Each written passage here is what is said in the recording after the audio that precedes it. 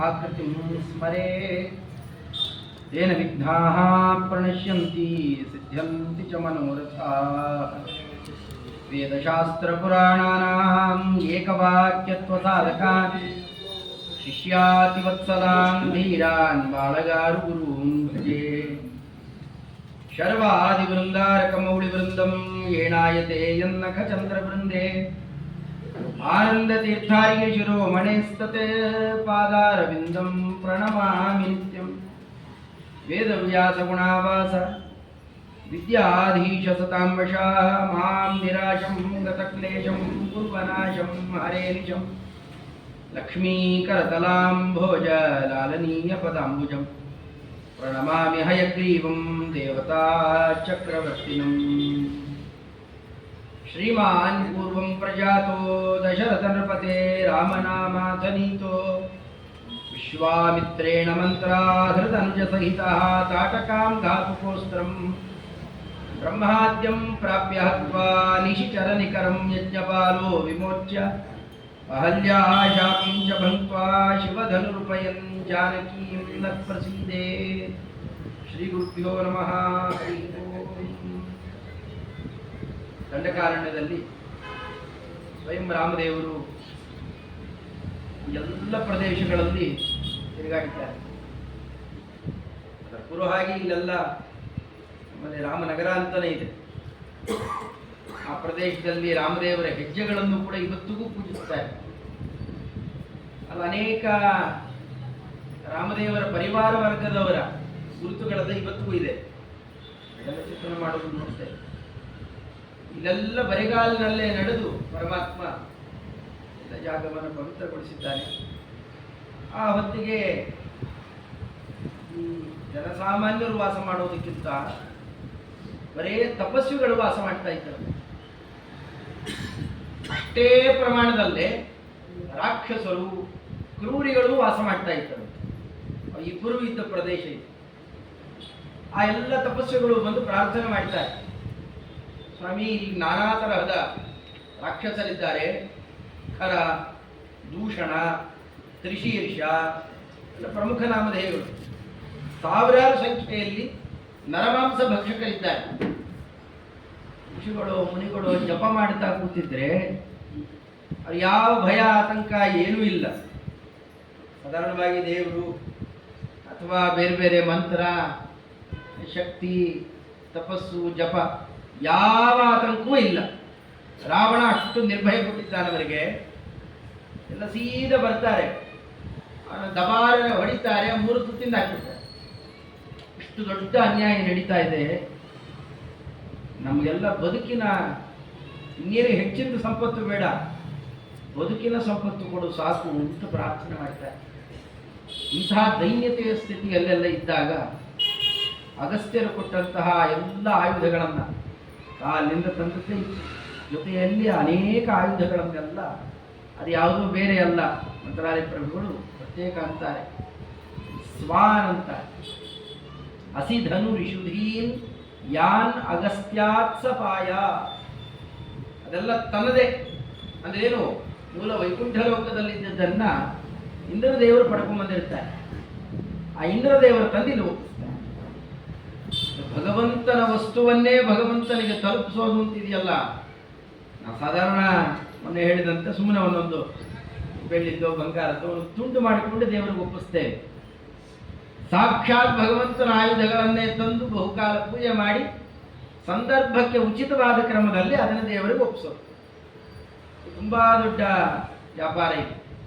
ಮತ್ತು ಅಗಸ್ತ್ಯರದ್ದು ಇಷ್ಟೇ ಅಲ್ಲ, ಇನ್ನೂ ಬೇರೆ ಬೇರೆ ಕಾರ್ಯಗಳೆಲ್ಲ ಇದೆ. ಮುಂದೆನೂ ಕೂಡ ಕುಂಭಜಾನ್ ಮಾಲಭಾರಿ ಎಂದು ಭಗವಂತನಿಗೆ ಒಂದು ಹಾರ ತಂದು ತಲುಪಿಸ್ತಾರೆ.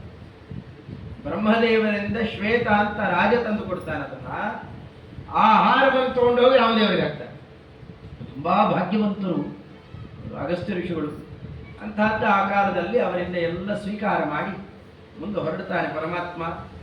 ಆಸೀನ ಪಂಚವಟ್ಯಾಂ ಅಕುರುತ ವಿಕೃತಾಂ ರಾಕ್ಷಸೀಂ ಯೋದ್ವಿಸಪ್ತ ದ್ರವ್ಯಾದಾನ್ ಘ್ನನ್ನ ಸಂಖ್ಯಾನ್ ಅಥ ಖರಮವಧಿ ದೂಷಣಂ ಚ ತ್ರಿಶೀರ್ಷಂ.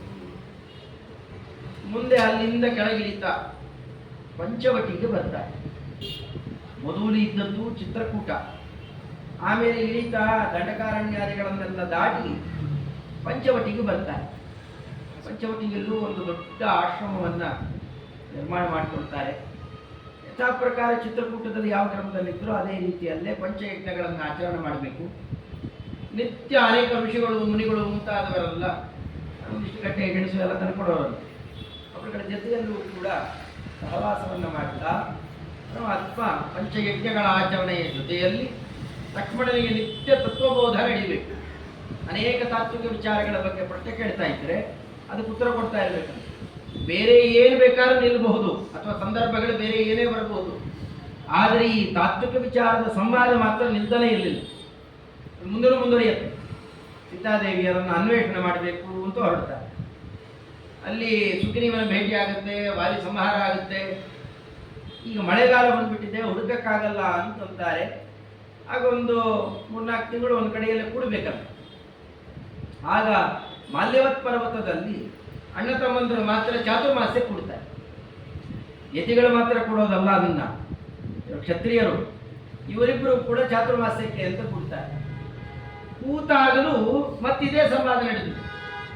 ಬಿಡುವಿಲ್ಲದೆ ಇದ್ದಂತೆ ನಾನಾ ರೀತಿಯಾದ ಪ್ರಶ್ನೆಗಳನ್ನು ಲಕ್ಷ್ಮಣ ದೇವರಿಗೆ ಕೇಳಬೇಕು. ಅದಕ್ಕೆ ರಾಮದೇವರು ಉತ್ತರ ಕೊಡ್ತಾ ಇರಬೇಕು. ಈಗ ಮೇಲಿಂದ ಮೇಲೆ ನಿರಂತರ ನಡೆಯುವ ಸಂವಾದ ಅಲ್ಲೂ ನಡೀತಾ ಇತ್ತು. ಅಲ್ಲಿ ರಾಕ್ಷಸಿ ಬರ್ತಾರೆ. ಶೂರ್ಪಣಖ, ಅವಳ ಹೆಸರೇ ತಿಳಿಸುವಂತೆ ಇದೊಂದು ಅವಲಕ್ಷಣ. ಶೂರ್ಪ ಅಂತಂದರೆ ಮೊರ, ಮೊರದ ಬಾಗಿನ ಕೊಡ್ತಾರೆ. ಆ ಮೊರ ಹೇಗಿರುತ್ತೆ? ಬೇಕಾಗಿ ನಿರ್ಮಾಣನೇ ಹಾಗೆ ಮಾಡಿರ್ತಾರೆ. ಮುಂದೆ ಸ್ವಲ್ಪ ಹಿಂದ್ಗಡೆ ಭಾಗ ಎತ್ತರ ಇರುತ್ತೆ, ಮುಂಭಾಗ ಅಗಲಕ್ಕೆ ಚಾಚ್ಕೊಂಡಿರುತ್ತೆ. ಕೇಳಕ್ಕೆ ಅನುಕೂಲ ಆಗಲಿ ಅಂತಾನೆ ಮಾಡ್ತಿದ್ವಿ. ಈಗ ಬರೀ ಬಾಗಿನ ಕೊಡ್ತಾರೆ, ಆಮೇಲೆ ಬಿಸಾಕ್ಬಿಡ್ತಾರೆ. ಆಮೇಲೆ ಹೆಂಗೆ ಬಳಕೆ ಮಾಡಬೇಕು ಅಂತ ಗೊತ್ತಿಲ್ಲ ಈಗ ನೋಡಿ. ಹಿಂದೆಲ್ಲ ಅಕ್ಕಿ ಬೇಳೆ ಮುಂತಾದವುಗಳನ್ನೆಲ್ಲ ಸ್ವಚ್ಛ ಮಾಡಲಿಕ್ಕೆ 12 ಪಾತ್ರ ಪ್ರಯೋಗ ಅಂತಿದೆ ಯಜ್ಞದಲ್ಲಿ 6 ಪಾತ್ರ ಪ್ರಯೋಗ, 8 ಪಾತ್ರ ಪ್ರಯೋಗ, 12 ಪಾತ್ರ ಪ್ರಯೋಗ ಅಂತೆಲ್ಲ ಇದ್ದಾಗ ಅದರಲ್ಲಿ ಉಲೂಖಲ, ಮುಸಲ ಅಂತಂದರೆ ಮನಿಕೆ, ಉಲೂಖಲ ಅಂತಂದರೆ ದೊಡ್ಡ ವರಳು, ಎತ್ತರದ ವರಳು, ಜೊತೆಯಲ್ಲಿ ಈ ಶೂರ್ಪ, ಇದೆಲ್ಲ ಅದಕ್ಕೆ ಅಂಗ. ಪ್ರಣೀತ, ಆಜ್ಯಪಾತ್ರ, ಸುರುಪ್ಪು, ಸುರುವ ಇವೆಲ್ಲ ಹೇಗಿದೆ ಚುರಿಕಾ ಮುಂತಾದವುಗಳನ್ನು ಇಟ್ಕೊಳ್ತಾರೆ. ಅದೇ ಕ್ರಮದಲ್ಲಿ ಶೂರ್ಪವೂ ಕೂಡ ಯಜ್ಞದ ಒಂದು ಅಂಗ. ಅದೇ ರೀತಿಯಲ್ಲಿ ಅದು ಹೇಗೆ ಮುಂಭಾಗ ಹರಡಿಕೊಂಡಿರುತ್ತೆ, ಇವಳು ಉಗುರುಗಳು ಹಾಗಿತ್ತು. ವಸ್ತುತಃ ಹಾಗಿರಬಾರದು. ಅದು ಹೇಗಿರಬೇಕು ಅಂತಂದರೆ ಸ್ವಲ್ಪ ಈ ಅಂಡಾಕಾರದಲ್ಲಿ ಮೊಟ್ಟೆ ಹೇಗೆ ಪೂರ್ಣ ದುಂಡಿಗಿರೋಲ್ಲ, ಸ್ವಲ್ಪ ಉದ್ದಕ್ಕಿದ್ದು ಅದು ಮಟ್ಟಸನಾಗಿ ಹೇಗಿರುತ್ತೆ, ಉಗುರು ಹಾಗಿರಬೇಕು. ಮುತ್ತಿಟ್ಟಂತ ಇರಬೇಕು ಅಂತಿದೆ. ಉದ್ದನೆಯ ಮುದ್ದನ್ನು ಪೋಣಿಸಿದರೆ ಹೇಗೋ ಅಥವಾ ಮಾಣಿಕ್ಯದ ಮಣಿಯನ್ನಿಟ್ಟರೆ ಹೇಗೋ ಉಗುರುಗಳ ಹಾಗಿರಬೇಕು ಅಂತ. ಅವಳು ಹಾಗಲ್ಲ, ಚಾಚಿಕೊಂಡಿತ್ತು ಅಂತ. ಅದೊಂದು ಸುಮ್ಮನೆ ಅವಲಕ್ಷಣದ ಒಂದು ಗುರುತು. ಇಂಥ ಬೇಕಾಷ್ಟು ಅವಲಕ್ಷಣಗಳಿದ್ದು ಅವಳು ರಾಕ್ಷಸ ಸ್ತ್ರೀ ಅಂಥವಳು ಒಳ್ಳೆ ರೂಪವನ್ನು ತಾಳಿ ಅಲ್ಲಿಗೆ ಬರ್ತಾಳೆ. ಸ್ವಲ್ಪ ಹೊತ್ತೆಲ್ಲ ಗಮನಿಸುತ್ತಂತೆ. ಆ ಕಡೆ ಸುಮ್ಮನೆ ಕೂಡ ಆಡ್ಕೊಂಡಿರೋಳು ಇಲ್ಲಿಗೂ ಬಂದಿರ್ತಾಳೆ. ಬಂದು ನೋಡಿದಾಗ ರಾಮಲಕ್ಷ್ಮಣರ ಸೌಂದರ್ಯವನ್ನು ಗಮನಿಸುತ್ತೆ. ಲಕ್ಷ್ಮಣ ದೇವರು ಎಲ್ಲೋ ಅರಣಿ ತರಕ್ಕೆ ಅಂತ ಹೋಗುತ್ತಾರೆ.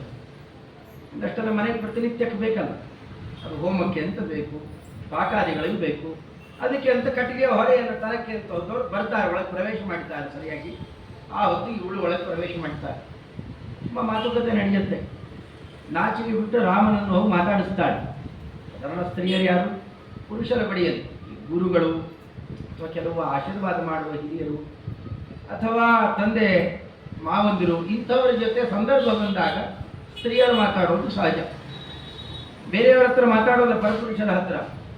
ಅವೆಲ್ಲ ಯಾವುದೂ ಇಲ್ಲ. ಸೀದಾ ಬಂದು ಕೇಳಿದ್ದೆ ಹಾಗೆ, ಯಾರಪ್ಪ ಪುರುಷ, ಬಹಳ ಲಕ್ಷಣವಾಗಿದ್ದೀಯಾ, ನನ್ನ ಪತಿ ಆಗ್ತೀಯಾ ಅಂತ ಕೇಳಿ ನೇರ ಕೇಳಿದ್ದೆ. ಅದು ನನ್ನ ಪತಿಯಾಗು, ನನ್ನಲ್ಲಿ ಸಂಪತ್ತು ಎಷ್ಟಿದೆ ಗೊತ್ತಾ, ಎಷ್ಟು ವೈಭವ ಇದೆ, ಬೇಕಾದಾಗ ಮೆರಿತೀಯ, ದಿಗಂತ ವಿಶ್ರುತ ಕೀರ್ತಿ ಆಗ್ತೀಯ. ಸ್ವಯಂ ಭಗವಂತನಿಗೆ ಕೂಡ ಆಡುವ ಮಾತು. ಇಷ್ಟು ನಾಚಿಕೆ ಬಿಟ್ಟು ಮಾತಾಡ್ತಾ ಇದ್ದಾಳೆ ಹೆಣ್ಣುಮಗಳು. ಅವಳ ಜೊತೆಗೆ ಹೇಗೆ ನಡ್ಕೊಳ್ಬೇಕು? ಪರಮಾತ್ಮ ಆಕಾರಕ್ಕೆ ಇಲ್ಲ, ನನ್ನ ಪತ್ನಿ ಈಗಾಗಲೇ ಇದ್ದಾಳೆ, ಅವಳು ಅಲ್ಲೇ ಕೆಲಸ ಮಾಡ್ತಾ ಇದ್ದಾಳೆ ನೋಡು, ಅವಳು ನನ್ನ ಪತ್ನಿ. ಅದರಿಂದ ಪತ್ನಿ ಇಲ್ಲದೆ ಇರುವಂತಂದ್ರೆ ನನ್ನ ತಮ್ಮ ಇದ್ದಾನೆ ಬೇಕಾಗಿದ್ದರೆ, ಅವನು ಬಹಳ ಚೆನ್ನಾಗಿದ್ದಾನೆ, ಯಾಕಂದ್ರೆ ಅವನು ಕೇಳ್ಕೋ ಹೋಗು, ಸೀದಾ ಅವನ ಹತ್ರ ಹೋಗು. ಲಕ್ಷ್ಮಣ ದೇವರಲ್ಲಿ ನಿಮ್ಮ ಮನೆಯಲ್ಲೇ ಹೇಳಿ ಕಳಿಸಿದ್ದಾನೆ, ಭಾಳ ಅಲ್ಲೇ ಅಕ್ಕಪಕ್ಕ ನಡೆದೋದೇನು ಭಾಳ ದೂರದ್ದು ಅಲ್ಲ, ಅಲ್ಲೇ ಹೋಗಿ ನಾಚಿಕೆ ಬಿಟ್ಟು ಮಾತಾಡ್ತಾಳೆ.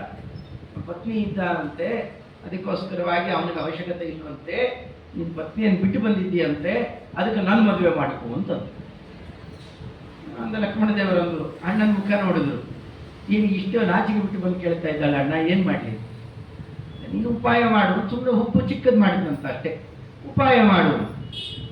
ಇಲ್ಲ ಇಲ್ಲ ನೋಡು, ನನ್ನ ಮದುವೆ ಆದರೆ ನಾನು ನೋಡಿ ಹೇಗಿದೆ, ಕಟ್ಟಿಗೆ ಕಡಿತಾ ಇದ್ದೆ, ಕಟ್ಟಿಗೆ ಹೊರೆ ಹೊತ್ಕೊಂಡು ಬರ್ತಾ ಇದ್ದೇನೆ, ನನ್ನಲ್ಲಿ ಮದುವೆ ಆದರೆ ಏನಾಗುತ್ತೆ, ಇದೇ ಥರ ಸೇವೆ ಮಾಡ್ಕೊಂಡು ಬಿದ್ದಿರ್ತೇನೆ, ನಾನು ದಾಸ, ಅವ ನೀರಾಗ್ತೀಯ ದಾಸನ ಪತ್ನಿ ಅಂತಾಗಿ. ಅದರಿಂದ ಹಾಗೆ ಮಾಡಬೇಡ, ಅವನು ನನ್ನ ಅಣ್ಣ, ಏನು ಅನೇಕ ಜನರ ಮದುವೆ ಆಗಬಾರ್ದು ಅಂತಿದೀಯಾ, ಅವನು ಕ್ಷತ್ರಿಯ ರಾಜಕುಮಾರ, ನಾಳೆ ದೊಡ್ಡ ಪದವಿಯನ್ನು ಆಳುವವನು, ಚಕ್ರವರ್ತಿ ಆಗ್ತಾನೆ, ಅದರಿಂದ ಅವನ್ನೇ ಮದುವೆ ಆಗಿಬಿಡು. ಹೌದಲ್ಲ ಅನ್ನಿಸ್ತು ಅವಳಿಗೆ. ಇಲ್ಲೆಲ್ಲ ಅಲ್ಲೇ ಬಂದು, ಇಲ್ಲೇ ಇಲ್ಲ ನಿನ್ನೆ ಮದುವೆ ಆಗೋದು ಸರಿ, ಅವಳೊಬ್ಬಳು ಇರಲಿ ಬೇಕಾಗಿದ್ದರೆ, ನನ್ನ ಸೌತಿಯಾಗಿರ್ತಾಳೆ ಬೇಕಾದ್ರೆ, ನಾನೇ ನಿನ್ನ ಮದುವೆ ಆಗ್ತೇನೆ. ಮತ್ತೆ ರಾಮದೇವರು ಹೇಳ್ತಾನೆ ಉಪಾಯವನ್ನು, ಈ ಪತ್ನಿ ಇದ್ದಾಗ ಪೂರ್ಣ ಸೌಖ್ಯ ಪಡೀಲಿಕ್ಕೆ ಆಗೋಲ್ಲ ನಿನಗೆ, ಚಂದ ಇದ್ದಾಳೆ, ನನಗೆ ಅವಳನ್ನೇ ಮನಸ್ಸಿದೆ, ನನ್ನ ಮನಸ್ಸು ಬರ್ತಾ ಇಲ್ಲ ನನಗೆ, ಅದರಿಂದ ನೋಡಿ ಪತ್ನಿಯನ್ನು ಬಿಟ್ಟು ಬಂದಿದ್ದಾನೆ ಬೇಕಾಗಿದ್ದರೆ, ಇನ್ನೊಮ್ಮೆ ಸರಿಯಾಗಿ ಕೇಳ್ಕೋ ಹೋಗು. ಈಗ ದಾಸ ಇದ್ದಾನೆ ನಿಜ, ಮುಂದೆ ಕರ್ಕೊಂಡು ಹೋದ್ರೆ ಅವನನ್ನ ಬೇರೆ ಎಲ್ಲನ ಕರ್ಕೊಂಡು ಹೋಗಿ ದೊಡ್ಡ ಪದವಿ ಗಿದವಿ ಕೊಟ್ಟರೆ ಅವನೇ ನಾಳೆ ರಾಜ ಆಗಬಹುದು. ಇನ್ನು ನಂಗೆ ತಲೆ ಹೊಳಿಲೇ ಇಲ್ಲ ಅಂತ ಮತ್ತೆ ಅಲ್ಲೋ ಹೋಗಿ ಕೇಳ್ಕೊತ. ಹಾಗೆ ಅಲ್ಲಿಂದಿಲ್ಲಿಗೆ ಇಲ್ಲಿಂದಿಲ್ಲಿಗೆ ಆಟ ಆಡಿಸಿದ್ರು, ಇಟ್ಟು ಆಟ ಆಡಿಸಿದ್ರು ಕುಡ್ಕೊಂಡು ಮುಂದೋಯ್ತಂತ ಕಡೆಗೆ, ನಕ್ಕೊಂಡು ಮಾತಾಡ್ತಾ ಇದ್ದಾರೆ ಕಡೆ ಕಡೆಗಂತೂ. ಇಬ್ಬರು ನೋಡಿದ್ರು ಅರ್ಥ ಆಗೋಯ್ತು, ಒಂದು ಎವಡಿ ಮಾಡ್ತಾ ಇದ್ದಾರೆ ನನ್ನನ್ನು ಅರ್ಥ ಮಾಡಿಕೊಂಡು, ಭಾಳ ಇಷ್ಟೆಲ್ಲ ತಡಿಲಿಕ್ಕೂ ಆಗಿಲ್ಲ. ಕಡೆಗೆ ನೋಡಿದ್ರು, ಏನು ನನ್ನನ್ನು ಮದುವೆ ಆಗಲಿಕ್ಕೆ ಈ ಹುಡುಗಿ ಇದ್ದಾಳೆ ಪ್ರತಿಬಂಧಕ ಅಂತಾನೆ ಅನ್ನೊಂದಿನೋ, ಅವಳನ್ನೇ ತಿಂದಾಕಿಬಿಡ್ತೇನೆ ಅಂತ ಘೋರ ರೂಪಿಕೊಂಡು ತಿಂದೇ ಬಿಡ್ತೇನೆ ಅಂತ ಕ್ಷಣಾರ್ಧದಲ್ಲಿ ಹಾರಿ ಬರ್ತಾಳೆ. ಬರೋ ಹೊತ್ತಿಗೆ ಲಕ್ಷ್ಮಣ ಅಂತ ಕೂತ್ಕೊಂಡ ಪರಮಾತ್ಮ. ಲಕ್ಷ್ಮಣ ದೇವರು ತಗೊಂಡು ಶ್ರೀಕಾವನ್ನು ತಗೊಂಡು ಅದೇ ಕ್ಷಣದಲ್ಲೇ ಹಾರಿ ಅವಳ ಮೂಗು ಕಿವಿ ಎರಡರ ಮೇಲೆ ಆ ಚುರಿಕೆಯನ್ನು ಬಿಸಾಕ್ತಾರೆ. ಚಿಕ್ಕ ಕತ್ತಿ, ಅದು ಟೊಂಕದಲ್ಲೇ ಇಟ್ಕೊಂಡಿರ್ತಾರೆ, ನೀವು ಪ್ರತೀಕಗಳನ್ನು ನೋಡಬಹುದು. ಅದನ್ನು ಆ ಪ್ರತೀಕದಲ್ಲ, ಅದನ್ನ ಹಾಗೆ ಇರುತ್ತೆ, ಆ ಥರ ಚಿಕ್ಕ ಕತ್ತಿ ಅಂತ ಬಿಸಾಡ್ತಿರ್ಲಿಕ್ಕೇನೆ ಮೂಗು ಕಿವಿ ಎರಡು ಕತ್ತರಿಸಿ ಹೋಗುತ್ತೆ. ಅಂತ ಚೀರ್ತಾ ಓಡೋಗ್ಬಿಡ್ತ. ನಾ ಯಾರು ಅಂತ ಗೊತ್ತಿಲ್ಲ ನಿಮಗೆ, ನನ್ನ ಪ್ರಭಾವ ನಿಮ್ಗೆ ತೋರಿಸ್ತೀನಿ, ಸಾಕ್ಷಾತ್ತಾಗಿ ಲಂಕಿಣಿ ನಾನು, ಯಾರು ಲಂಕಾಧಿಪತಿ ಇದ್ದಾನೆ ತಂಗಿ ನಾನು, ಪ್ರಭಾವ ತೋರಿಸ್ತೇನೆ ಅಂತ ಕೊಂಡು ಹೊರಟೋಗ್ತಾರೆ. ಸ್ವಾಮಿ ಅಲ್ಲಿ ಅಂಕುರಾರ್ಪಣೆಯನ್ನು ಮಾಡಿದ್ನಂತೆ. ಮುಂದೆ ನಡೆಸ್ತಕ್ಕಂತಹ ಏನು ಇಡೀ ಅಸುರ ಸಂಹಾರ ಇದೆ, ಅದಕ್ಕೆ ಅಂಕುರಾರ್ಪಣೆ ಇನ್ನು. ನಾವು ಯಾವ್ದಾರ ಕಾರ್ಯಕ್ರಮಕ್ಕೆ ಅದಕ್ಕೆ ಇದಕ್ಕೆ ಹೋಗ್ಬೇಕಾದ್ರೆ ಏನು ಮಾಡ್ತೇವೆ, ಕುಂಬಳಕಾಯಿ ಹೊಡಿತೇವೆ, ಸುಮ್ಮನೆ ಹೊಡೆಯೋಲ್ಲ, ಚಿಕ್ಕ ಭಾಗ ಕತ್ತರಿಸಿ ಅದರೊಳಗಡೆ ಕೆಂಪು ಗಿಂಪು ಎಲ್ಲ ಓಕಳಿ ತುಂಬಿ ಆಮೇಲೆ ಹೊಡಿತೇವೆ. ಓಕಳಿ ಎಲ್ಲ ಚಲ್ಲಿಯಲ್ಲಿ, ಇಲ್ಲಿ ಓಕಳಿ ಆಡಬೇಕು ಬೇಡ, ಅದಕ್ಕೆ ಅವಳು ಮೂಗು ಕಿವಿ ಕತ್ತರಿಸಿ ಓಕಳಿ ಆಡಿ ಶುರು ಮಾಡಿದ್ದು. ನೋಡಿದವ್ರು ಏನು ಕೇಳ್ತಾರೆ ಇದನ್ನ, ಅಲ್ಲ ಎಂಥ ದೊಡ್ಡ ವ್ಯಕ್ತಿ ಅಂತಂತೇಳಿ. ರಾಮಾಯಣ ಶುರುವಾಗೋದೇ ಹಾಗೆ, ಕಹ ಗುಣವಾನ್ ಶೀಲವಾನ್ ಕ ಪುರುಷೋತ್ತಮ ಅಂತ ಹೀಗೆಲ್ಲ 16 ಗುಣಗಳ ಪ್ರಶ್ನೆ ಮಾಡ್ತಾರೆ. ಲೋಕದಲ್ಲಿ ಅತ್ಯುತ್ತಮವಾದಂತಹ ಗುಣಸಂಪನ್ನನಾದ ವ್ಯಕ್ತಿ ಯಾರು ಅಂತ ಕೇಳಿದಾಗ ಅದನ್ನು ರಾಮಾಯಣ ಶುರುವಾಗಿದೆ. ನಾರದರು ಈ ಪ್ರಶ್ನೆಗೆಲ್ಲ ಉತ್ತರ ಕೊಡ್ತಾರೆ. ವಾಲ್ಮೀಕಿ ಋಷಿಗಳ ಪ್ರಭಾವಕ್ಕೆ ಒಳಗಾಗಿ ಕಡೆಗೆ ರಾಮಾಯಣ ನಿರ್ಮಾಣ ಮಾಡಿದರು, ಮಕ್ಕಳಿಗೆ ಬಾಯಿ ಮಾಡಿಸಿದ್ರು ಅಂತ ಆರಂಭದಲ್ಲಿದೆ ವಾಲ್ಮೀಕಿ ರಾಮಾಯಣದಲ್ಲಿ. ಅಷ್ಟೆಲ್ಲ ಹೇಳ್ತೇನೆ, ಹೆಣ್ಣು ಮಗಳು ಬಂದರೆ ಅಲ್ಲಿಗೆ ಅದು ಕಾಮಾರ್ಥಳಾಗಿದ್ದಾಳೆ. ಲೋಕದ ದೃಷ್ಟಿಯಲ್ಲಿ ಹೇಳೋದಾದರೆ ಅಲ್ಲಿ ಪುರುಷರಿಗಿಂತಲೂ ಕೂಡ ಸ್ತ್ರೀಯರಿಗೆ ಅನೇಕ ಪಟ್ಟು ಕೆಲವೆಲ್ಲ ಅಧಿಕ ಇದೆ ಅಂತ ಹೇಳ್ತಾ ಬರುವಾಗ ಈ ಆಯುರ್ವೇದ ಮುಂತಾದವುಗಳಲ್ಲೆಲ್ಲ ಕಾಮವು ಅಧಿಕ ಅಂತ ಚಿತ್ರಣ ಮಾಡ್ತಾರೆ. ಅದಕ್ಕೇನೆ ಹೆಸರು ಕಾಮಿನಿಯರು ಅಂತ, ಹೆಸರೇ ಕಾಮಿನಿಯರು ಅಂತ. ಅವರಿಗೆಲ್ಲದರಲ್ಲೂ ಬಯಕೆ ಹೆಚ್ಚು, ಅದು ಸಹಜ ಧರ್ಮ ಅವರಿಗೆ. ಅಂಥವಳೊಬ್ಬಳು ಬಂದು ತಾನು ಬಯಕೆಯಿಂದಾಗಿ ನಾನು ಮದುವೆ ಆಗು ಅಂತ ಕೇಳಿದರೆ ಸಾಧ್ಯ ಆದರೆ ಆಗಬೇಕು, ಇಲ್ಲೇ ಇದ್ದರೆ ಸರಿಯಾದ ಕಾರಣ ಹೇಳಿ ಕಳಿಸ್ಕೊಡ್ಬೇಕು. ಇಲ್ಲಪ್ಪ ಅವಳು ಉಪಟಳ ಮಾಡ್ತಾ ಇದ್ದಾಳೆ, ರಾಕ್ಷಸ ಸ್ತ್ರೀ ದ್ರೋಹ ಮಾಡ್ತಾ ಇದ್ದಾಳೆ, ಸೀತೆಯನ್ನು ತಿನ್ಲಿಕ್ಕೆ ಬಂದು ಮಾಂಸ ಭಕ್ಷಕಳು ಅಂತ ಗೊತ್ತಿದ್ರೆ ಕತ್ತರಿಸಿ ಹಾಕ್ಬಿಡ್ಬೇಕು. ಇಷ್ಟತರ ಮಾಡ್ತಾ ಇದ್ದಾಳೆ ಅಂತ ಏನು ಕುಚೋದ್ಯ ಇದು? ಮೂಗು ಕತ್ತರಿಸ್ದೆ, ಕಿವಿ ಕತ್ತರಿಸ್ದೆ, ಅವಲಕ್ಷಣಗೊಳಿಸಿ ಕಳಿಸ್ದೆ. ಇದೆಲ್ಲ ಯೋಗ್ಯನಾ? ಇದು ಒಳ್ಳೆ ಗುಣಧರ್ಮ ಅಂತ ಅನ್ಬಹುದಾ? ಸಾಮಾನ್ಯರು ಹೀಗೆ ನಡ್ಕೊಂಡ್ರೆ ತಪ್ಪು ಅಂತಂತಾರೆ. ಅಂತಹದ್ರಲ್ಲಿ ಮರ್ಯಾದಾ ಪುರುಷೋತ್ತಮ ತಾ ಮಾಡಿದ ಲಕ್ಷ್ಮಣನ್ಗೆ ಏನ್ ಮಾಡಿಸ್ಬಿಟ್ಟಾರೆ? ಇದು ಎಷ್ಟು ಯೋಗ್ಯ? ಇದು ಪ್ರಶ್ನೆ ಎಲ್ಲ ಮೇಲ್ನೋಟಕ್ಕೆ ಬರುತ್ತೆ. ವಾಲ್ಮೀಕಿ ರಾಮಾಯಣವನ್ನೇ ಸ್ಪಷ್ಟವಾದ ಕ್ರಮದಲ್ಲಿ ಮತ್ತು ದಂಡಕಾರಣ್ಯವಾಸಿಗಳಲ್ಲಿ ಇವರು ಪರಿಚಯ ಎಲ್ಲ ಮಾಡಿಕೊಟ್ಟಿದ್ದಾರೆ. ಆಗ ನೋಡಿದಾಗ ಗೊತ್ತಾಯ್ತು ಇವಳು ಯಾಕೆ ಹಾಕಿ ಪರಪುರುಷರನ್ನೆಲ್ಲ ಹಿಡ್ಕೊಂಡು ಓಡಾಡ್ತಾ ಇತ್ತು. ಇವಳು ಸ್ಥಿತಿಯಲ್ಲಿ ಅದು ಇಲ್ಲಿ ಗೊತ್ತಾಗಲ್ಲ. ಇವಳು ಹಾಕಿ ಬಿದ್ದಿದ್ಲು ಅಂತ ಅನ್ನೋದನ್ನ ಹನುಮಂತ ದೇವರು ಲಂಕಾಪಟ್ಟಣದಲ್ಲಿ ಸೀತಾನ್ವೇಷಣೆಗೆ ಅಂತ ಹೋಗ್ತಾರೆ. ಎಂಥ ನೀಚ ಸ್ತ್ರೀ ಅಂತ ಅಲ್ಲಿ ಗೊತ್ತಾಗುತ್ತೆ. ಸ್ತ್ರೀತ್ವಕ್ಕೆ ಕಳಂಕಪ್ರಾಯಳಾಗಿರುವವಳು. ಸಾಧಾರಣ ಈ ರೀತಿಯಾದಂತಹ ಹೆಣ್ಮಗಳನ್ನು ಯಾರ ನೋಡಿದ್ರೆ, ಎಲ್ಲ ಸ್ತ್ರೀಯರನ್ನು ನೋಡಿದ್ರೆ ಏನ್ ಬರುತ್ತೆ? ಹೆಣ್ಮಕ್ಳೆಲ್ಲ ಹೀಗೆ ಇದ್ದಾರ ಅಂತ ಅನ್ಸೋಲ್ಲ. ಹಾಗೆ ಸ್ತ್ರೀ ಕುಲಕ್ಕೆ ಅಪಮಾನಪ್ರಾಯಳಾಗಿರುವವಳು. ಅಣ್ಣನ ಹತ್ರ ಓಡೋಗಿದ್ಲಂತೆ ಲಂಕಾಪಟ್ಟಣದ ಅಧಿಪತಿ. ಅವನನ್ನು ಓಡೋಗಿ ಕೇಳ್ಕೊಳ್ತಾ ಇರ್ತಾರೆ, ಅಣ್ಣ ನನ್ನ ಗಂಡನ ಕೊಂದು ಹಾಕ್ಬಿಟ್ಟಿದ್ದೀಯಾ? ನಾನೇನು ನಿನ್ನ ಗಂಡನ ಕೊಂದೆ? ಕಾಲಿಕೆಯರ ಸಂಹಾರ ಮಾಡಬೇಕಾಗಿದ್ದರೆ ನಿನ್ನ ಜೊತೆ ಯುದ್ಧಕ್ಕೆ ಬಂದಿದ್ದ, ಅವನು ಕೊಂದಾಕ್ಬಿಟ್ಟಿದ್ದೀಯಾ? ಅಯ್ಯಯ್ಯೋ ಗೊತ್ತಾಗಿಲ್ಲ. ಸರಿ ಈಗೇನು ಮಾಡಲಿ ಅಂತ ಕೇಳ್ತಾಳೆ. ಅಳ್ತಾ ನಿಂತುತ್ತಾಳೆ. ಅಳ್ತಾ ನಿಂತಾಗ ರಾವಣ ಮಾಡಿದ ಉಪಾಯ ಆ ಕಾಲಕ್ಕೆ, ನೋಡು ನಿನ್ನ ಗಂಡನ ಕೊಂದ್ಬಿಟ್ಟಿದ್ದೇನಲ್ವಾ, ನಿನಗೆ ಅದರಿಂದ ಏನೋ ಕೊರತೆ ಬಂತು, ಒಂದು ಕೆಲಸ ಮಾಡು, ನಿನಗೆ ಯಾರು ಇಷ್ಟ ಬರ್ತಾರೋ ಒಂದು ಮದುವೆ ಮಾಡಿ. ಅಯ್ಯೋ ಮತ್ತೆ ಮದುವೆನಾ? ಸಮಾಜ ಯಾರು ಒಪ್ಪಲ್ಲ, ಋಷಿಗಳು ಮುನಿಗಳು ಯಾರು ಒಪ್ಪಲ್ಲ.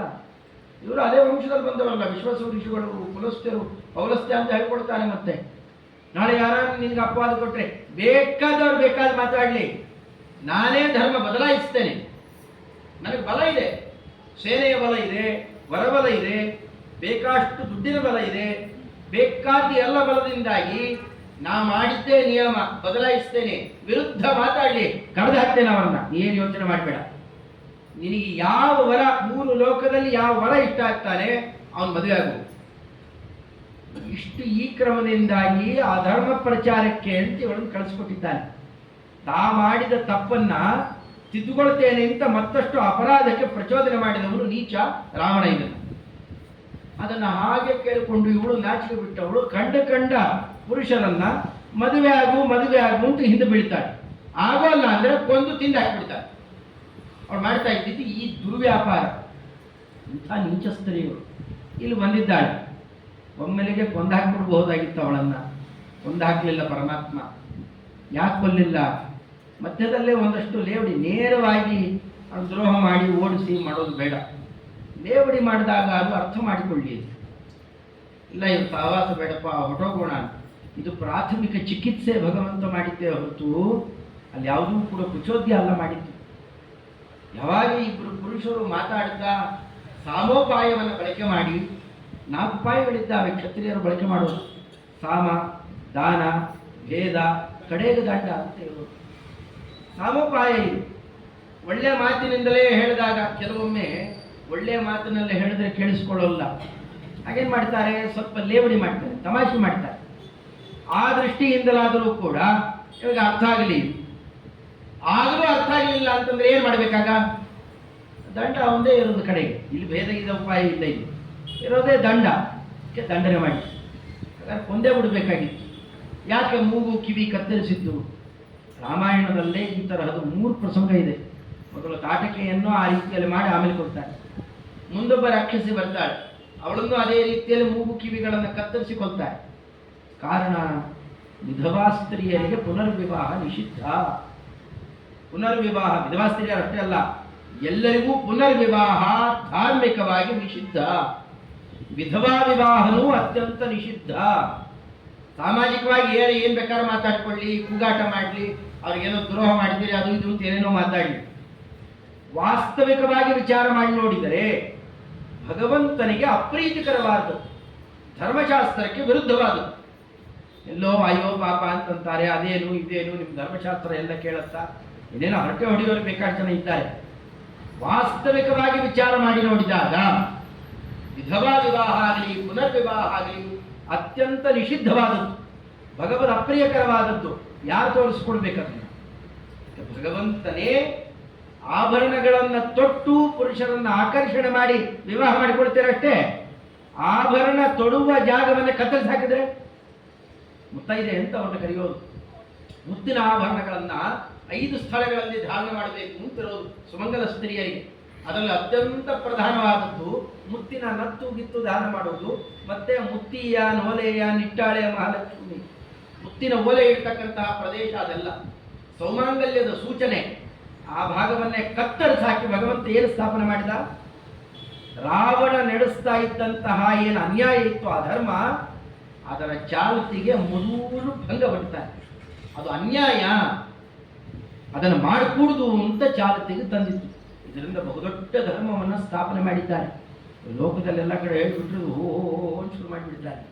ಆದರೆ ವಾಸ್ತವಿಕವಾಗಿ ವಾಲ್ಮೀಕಿ ರಾಮಾಯಣಾದಿಗಳ ಎಲ್ಲವೂ ಧರ್ಮವನ್ನು ಸಾರತಕ್ಕಂತಹ ಕ್ರಮ ಇದೆ. ಬಗ್ಗೆ ಬೇಕಾದ ಚರ್ಚೆ ಇದೆ. ಸಂದರ್ಭಾಂತರದಲ್ಲಿ ಅದರದೆಲ್ಲ ಬೇಕಾದ ಚರ್ಚೆ ನಡೆದಿದೆ.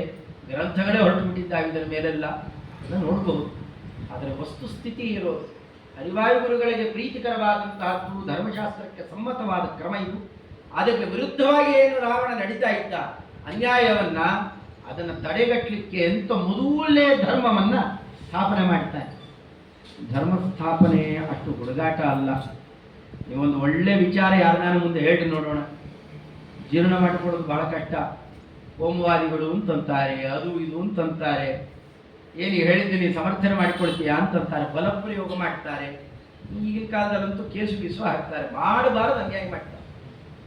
ಅಷ್ಟು ಸುಲಭವಾದ ಧರ್ಮ ಸ್ಥಾಪನೆ. ಒಂದು ಚಿಕ್ಕ ಧರ್ಮವನ್ನು ಜೋರಾಗಿ ಸಮಾಜದಲ್ಲಿ ಹೇಳೋದು ಅತ್ಯಂತ ಕಠಿಣ ಇದೆ. ಕಾಲಮಾನ ಹಾಗಿರುತ್ತೆ. ಇವತ್ತಲ್ಲ, ಅವತ್ತೇ ಆಗಿತ್ತು. ಇಷ್ಟು ಮಾಡಿ ಕಳಿಸಿಕೊಟ್ಟಲ್ಲ ಭಗವಂತ. ಸುಮ್ಮನಾಯ್ತಾ ಆ ಕಾಲಕ್ಕೆ? ಹೋದ್ಲು, ದೂರು ಕೊಟ್ಟಲು. ಇವಳನ್ನ ರಕ್ಷಣೆ ಮಾಡಲಿಕ್ಕೆ ಅಂತಲೇ ರಾವಣ ತನ್ನ ತಮ್ಮಂದಿರ ಪಡೆಯನ್ನು ಕೊಟ್ಟಿರ್ತಾನೆ. ತಮ್ಮಂದಿರು ಅಂತಂದ್ರೆ ಸಾಕ್ಷಾತ್ ತಮ್ಮಂದಿರಲ್ಲ ಇವರೆಲ್ಲ, ಇವರೆಲ್ಲ ಚಿಕ್ಕಪ್ಪನ ಮಕ್ಕಳುಗಳವರೆಲ್ಲ. ಅವರನ್ನೆಲ್ಲ ಕಳಿಸಿಕೊಟ್ಟಿರ್ತಾನೆ. ಅದರಲ್ಲೇ ಪ್ರಧಾನರಾದವರು ಈ 3 ಜನ. ಒಂದು ಖರಾಸುರ, ಇನ್ನೊಂದು ದೂಷಣಾಸುರ, ಇನ್ನೊಂದು ತ್ರಿಶೀರ್ಷ ಅಂತ. ಈ 3 ಜನ ಪ್ರಧಾನರು. ಇವರ ಜೊತೆಯಲ್ಲಿದ್ದವರು ಒಟ್ಟಿಗೆ 14,000 ಜನ ರಾಕ್ಷಸರು. ಒಬ್ರು ಇಬ್ರು ಅಲ್ಲ, ಒಬ್ಬ ಹಿಡಿಂಬ, ಒಬ್ಬ ಬಕ ಮುಂತಾದವರೇ ಅವರ ಈ ಕಾಲದವರೇ. ಒಬ್ಬೊಬ್ಬರೇ ಜಗತ್ತಿಗೆ ಮಾರಕರಾಗಿದ್ದರು. ಇಲ್ಲಿ ಕೇಳಬೇಕಾ? 14,000 ಜನ ರಾಕ್ಷಸರುಗಳು ಇವಳ ರಕ್ಷಣೆಗೆ ಅಂತಲೇ ಇರ್ತಾರೆ. ಅವ್ರ ಜೊತೆಲಿ ಬಂದಿರೋಲ್ಲ. ಓಡು ಹೋಗಲ್ಲಿ ಚೆನ್ನಾಗಿ ಬೈತಾಳೆ. ಅವಳ ಸಂವಾದ ಎಲ್ಲ ವಾಲ್ಮೀಕಿ ರಾಮಾಯಣದಲ್ಲಿ ಈಗಾಗಲೇ ಎಲ್ಲ ಹಿಂದೆ ಹೇಳಿದಾಗ ಕೇಳಿದ್ದೆ. ಅದನ್ನು ಚೆನ್ನಾಗಿ ಹೋಗಿ ಬೈತಾಳೆ. ನೀವೆಲ್ಲ ಬದುಕಿದ್ದು ವ್ಯರ್ಥ, ನನಗಿಷ್ಟು ಅನರ್ಥ ಮಾಡ್ತಾ ಇದ್ದಾಗಲೂ ಹೀಗೆಲ್ಲ ಮಾಡ್ತಾ ಇದ್ದೀರಿ, ಸುಮ್ಮನೆ ಕೂತಿದ್ದೀರಿ, ನೀವೆಲ್ಲ ಬದುಕಿದ್ದು ವ್ಯರ್ಥ, ನಮ್ಮ ಅಣ್ಣನಿಗೂ ಹೋಗಿ ಹೇಳ್ತೇನೆ ಅಂತ ಏನೇನೋ ಹೆದರಿಸ್ತಾಳೆ, ಚೆನ್ನಾಗಿ ಹೀಯಾಳಿಸ್ತಾಳೆ. ಅದರಿಂದ ಕ್ರುದ್ಧರಾದವರು ರಾಮದೇವರ ಮೇಲೆ ಪಂಚವಟಿಯಲ್ಲಿದ್ದಾಗಲೇ ಯುದ್ಧಕ್ಕೆ ಅಂತ ಬರ್ತಾರೆ. ಆಗ ರಾಮದೇವರು ಸೀತಾದೇವಿಯನ್ನ ಮತ್ತು ಲಕ್ಷ್ಮಣದೇವರನ್ನು ಇಬ್ಬರನ್ನು ಒಂದು ಗುಹೆಯಲ್ಲಿ ಮುಚ್ಚಿಟ್ಬಿಡ್ತಾರೆ. ಅಲ್ಲಿ ಬಹಳ ಚೆನ್ನಾಗಿದೆ ಮಾತು. ಸಮಾಜಕ್ಕೆ ಕೊಟ್ಟಂತಹ ಒಂದು ಅದ್ಭುತ ಸಂದೇಶ. ಅವರಿಗೆ ಎದುರಿಗಿದ್ರೂ ಏನು ಮಾಡ್ಲಿಕ್ಕೆ ಆಗ್ತಾ ಇರಲಿಲ್ಲ, ಜಗದೊಡೆಯನೇ ಅಲ್ಲಿರೋದು. ಆದರೂ ಒಂದು ಸಂದೇಶ ಕೊಡ್ತಾನೆ. ತನ್ನ ರಕ್ಷಣೆಗೆ ಅಂತಿರುವವರು ಯಾರಾದರೂ ಅಕಸ್ಮಾತ್ತಾಗಿ ತನ್ನ ಆದೇಶಕ್ಕೋಸ್ಕರ ಅಂತ ಧರ್ಮ ಪರಿಪಾಲನೆ ಮಾಡಿದರೆ ಅವರ ರಕ್ಷಣೆ ನನ್ನ ಜವಾಬ್ದಾರಿ. ಈ ಧರ್ಮ ಪರಿಪಾಲನೆ ಮಾಡಿದವರು ಯಾರು? ಅವಳ ಕಿವಿ ಮೂಗು ಕತ್ತರಿಸಿ ಹಾಕಿದ್ದು ತಾಲ್ಲ ಮಾಡಿದ್ದು, ಅಣ್ಣನ ಅಪ್ಪಣೆಯಿಂದ ಮಾಡಿದ್ದು ಲಕ್ಷ್ಮಣದೇವರು. ನೀವು ಧರ್ಮಾನುಷ್ಠಾನವನ್ನು ಮಾಡಿದರೆ, ನಿಮ್ಮ ಮೇಲೆ ಯಾರು ಅಧರ್ಮಿಷ್ಠರು ಆಕ್ರಮಣ ಮಾಡಿದರೆ ನೋಡಿಕೊಳ್ಳೋ ಜವಾಬ್ದಾರಿ ನನ್ನ.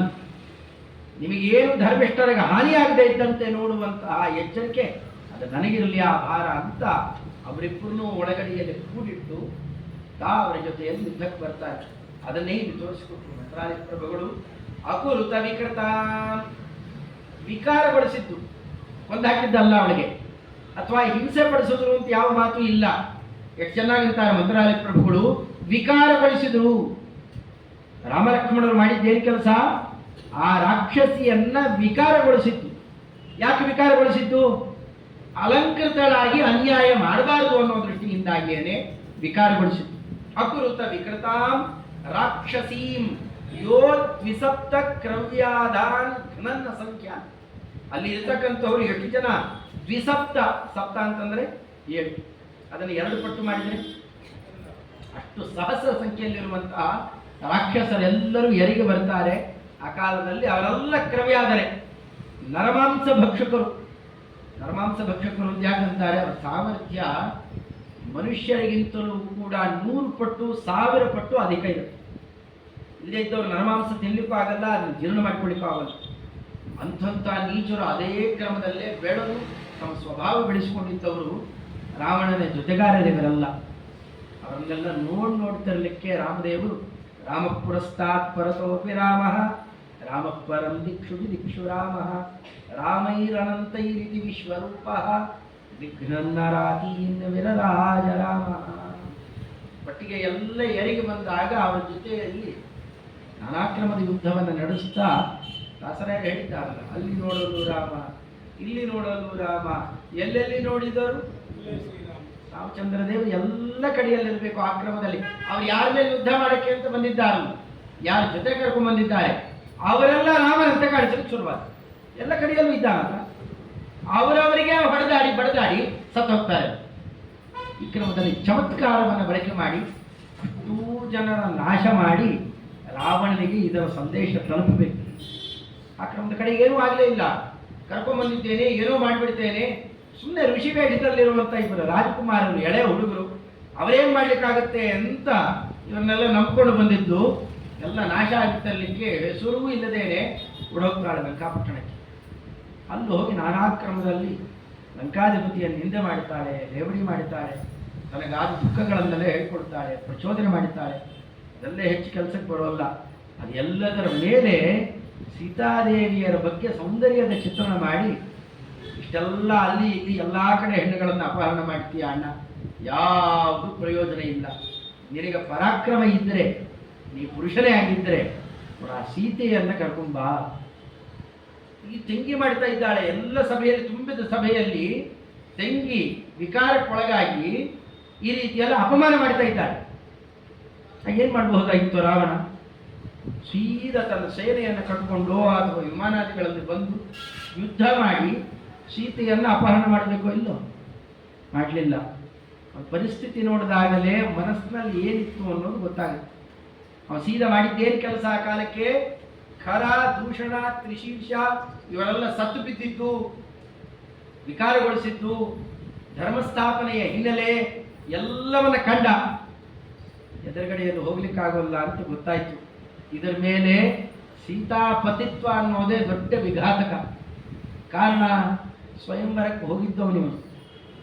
ಸ್ವಯಂವರಕ್ಕೆ ಹೋದಾಗ ಇಲ್ಲೆಲ್ಲ ನಾನು ರುದ್ರದೇವರ ಅಪಾರ ಭಕ್ತ, ಆತ್ಮಲಿಂಗವನ್ನು ವಶಪಡಿಸಿಕೊಂಡಿದ್ದವನು, ನನಗಲ್ಲದೆ ಯಾರು ಬಲಿತಾರೆ ಅಂತ ಎತ್ತಲಿಕ್ಕೆ ಹೋಗಿ ಎದೆ ಮೇಲೆ ಹಾಕೊಂಡ್ಬಿಡ್ತಾನೆ. 10 ತಲೆ 20 ಬಾಹುಗಳೆಲ್ಲ ಬಿಚ್ಕೊಂಡ್ಬಿಡ್ತಾವೆ.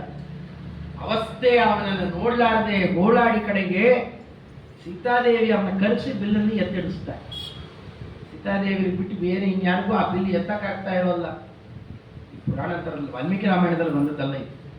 ಅಂತಹದ್ದು ಇಷ್ಟೆಲ್ಲ ಅವಸ್ಥೆ ಪಟ್ಟು ಬಂದಿದ್ದಾನೆ. ಆಚಾರ್ಯರು ಸೂಚನೆ ಕೊಟ್ಟು ಮಾತನಾಡ್ತಾರೆ. ಸಂಸ್ವಿನ್ನಗಾತ್ರಾಹ ಪರಿವೃತ್ತರೇತ್ರಾಹ ದಶಾನನಾದ್ಯಾಹ ಪರಿತಾಪಭೂವು. ನಿರ್ಣಯದಲ್ಲಿ ಮಾತು.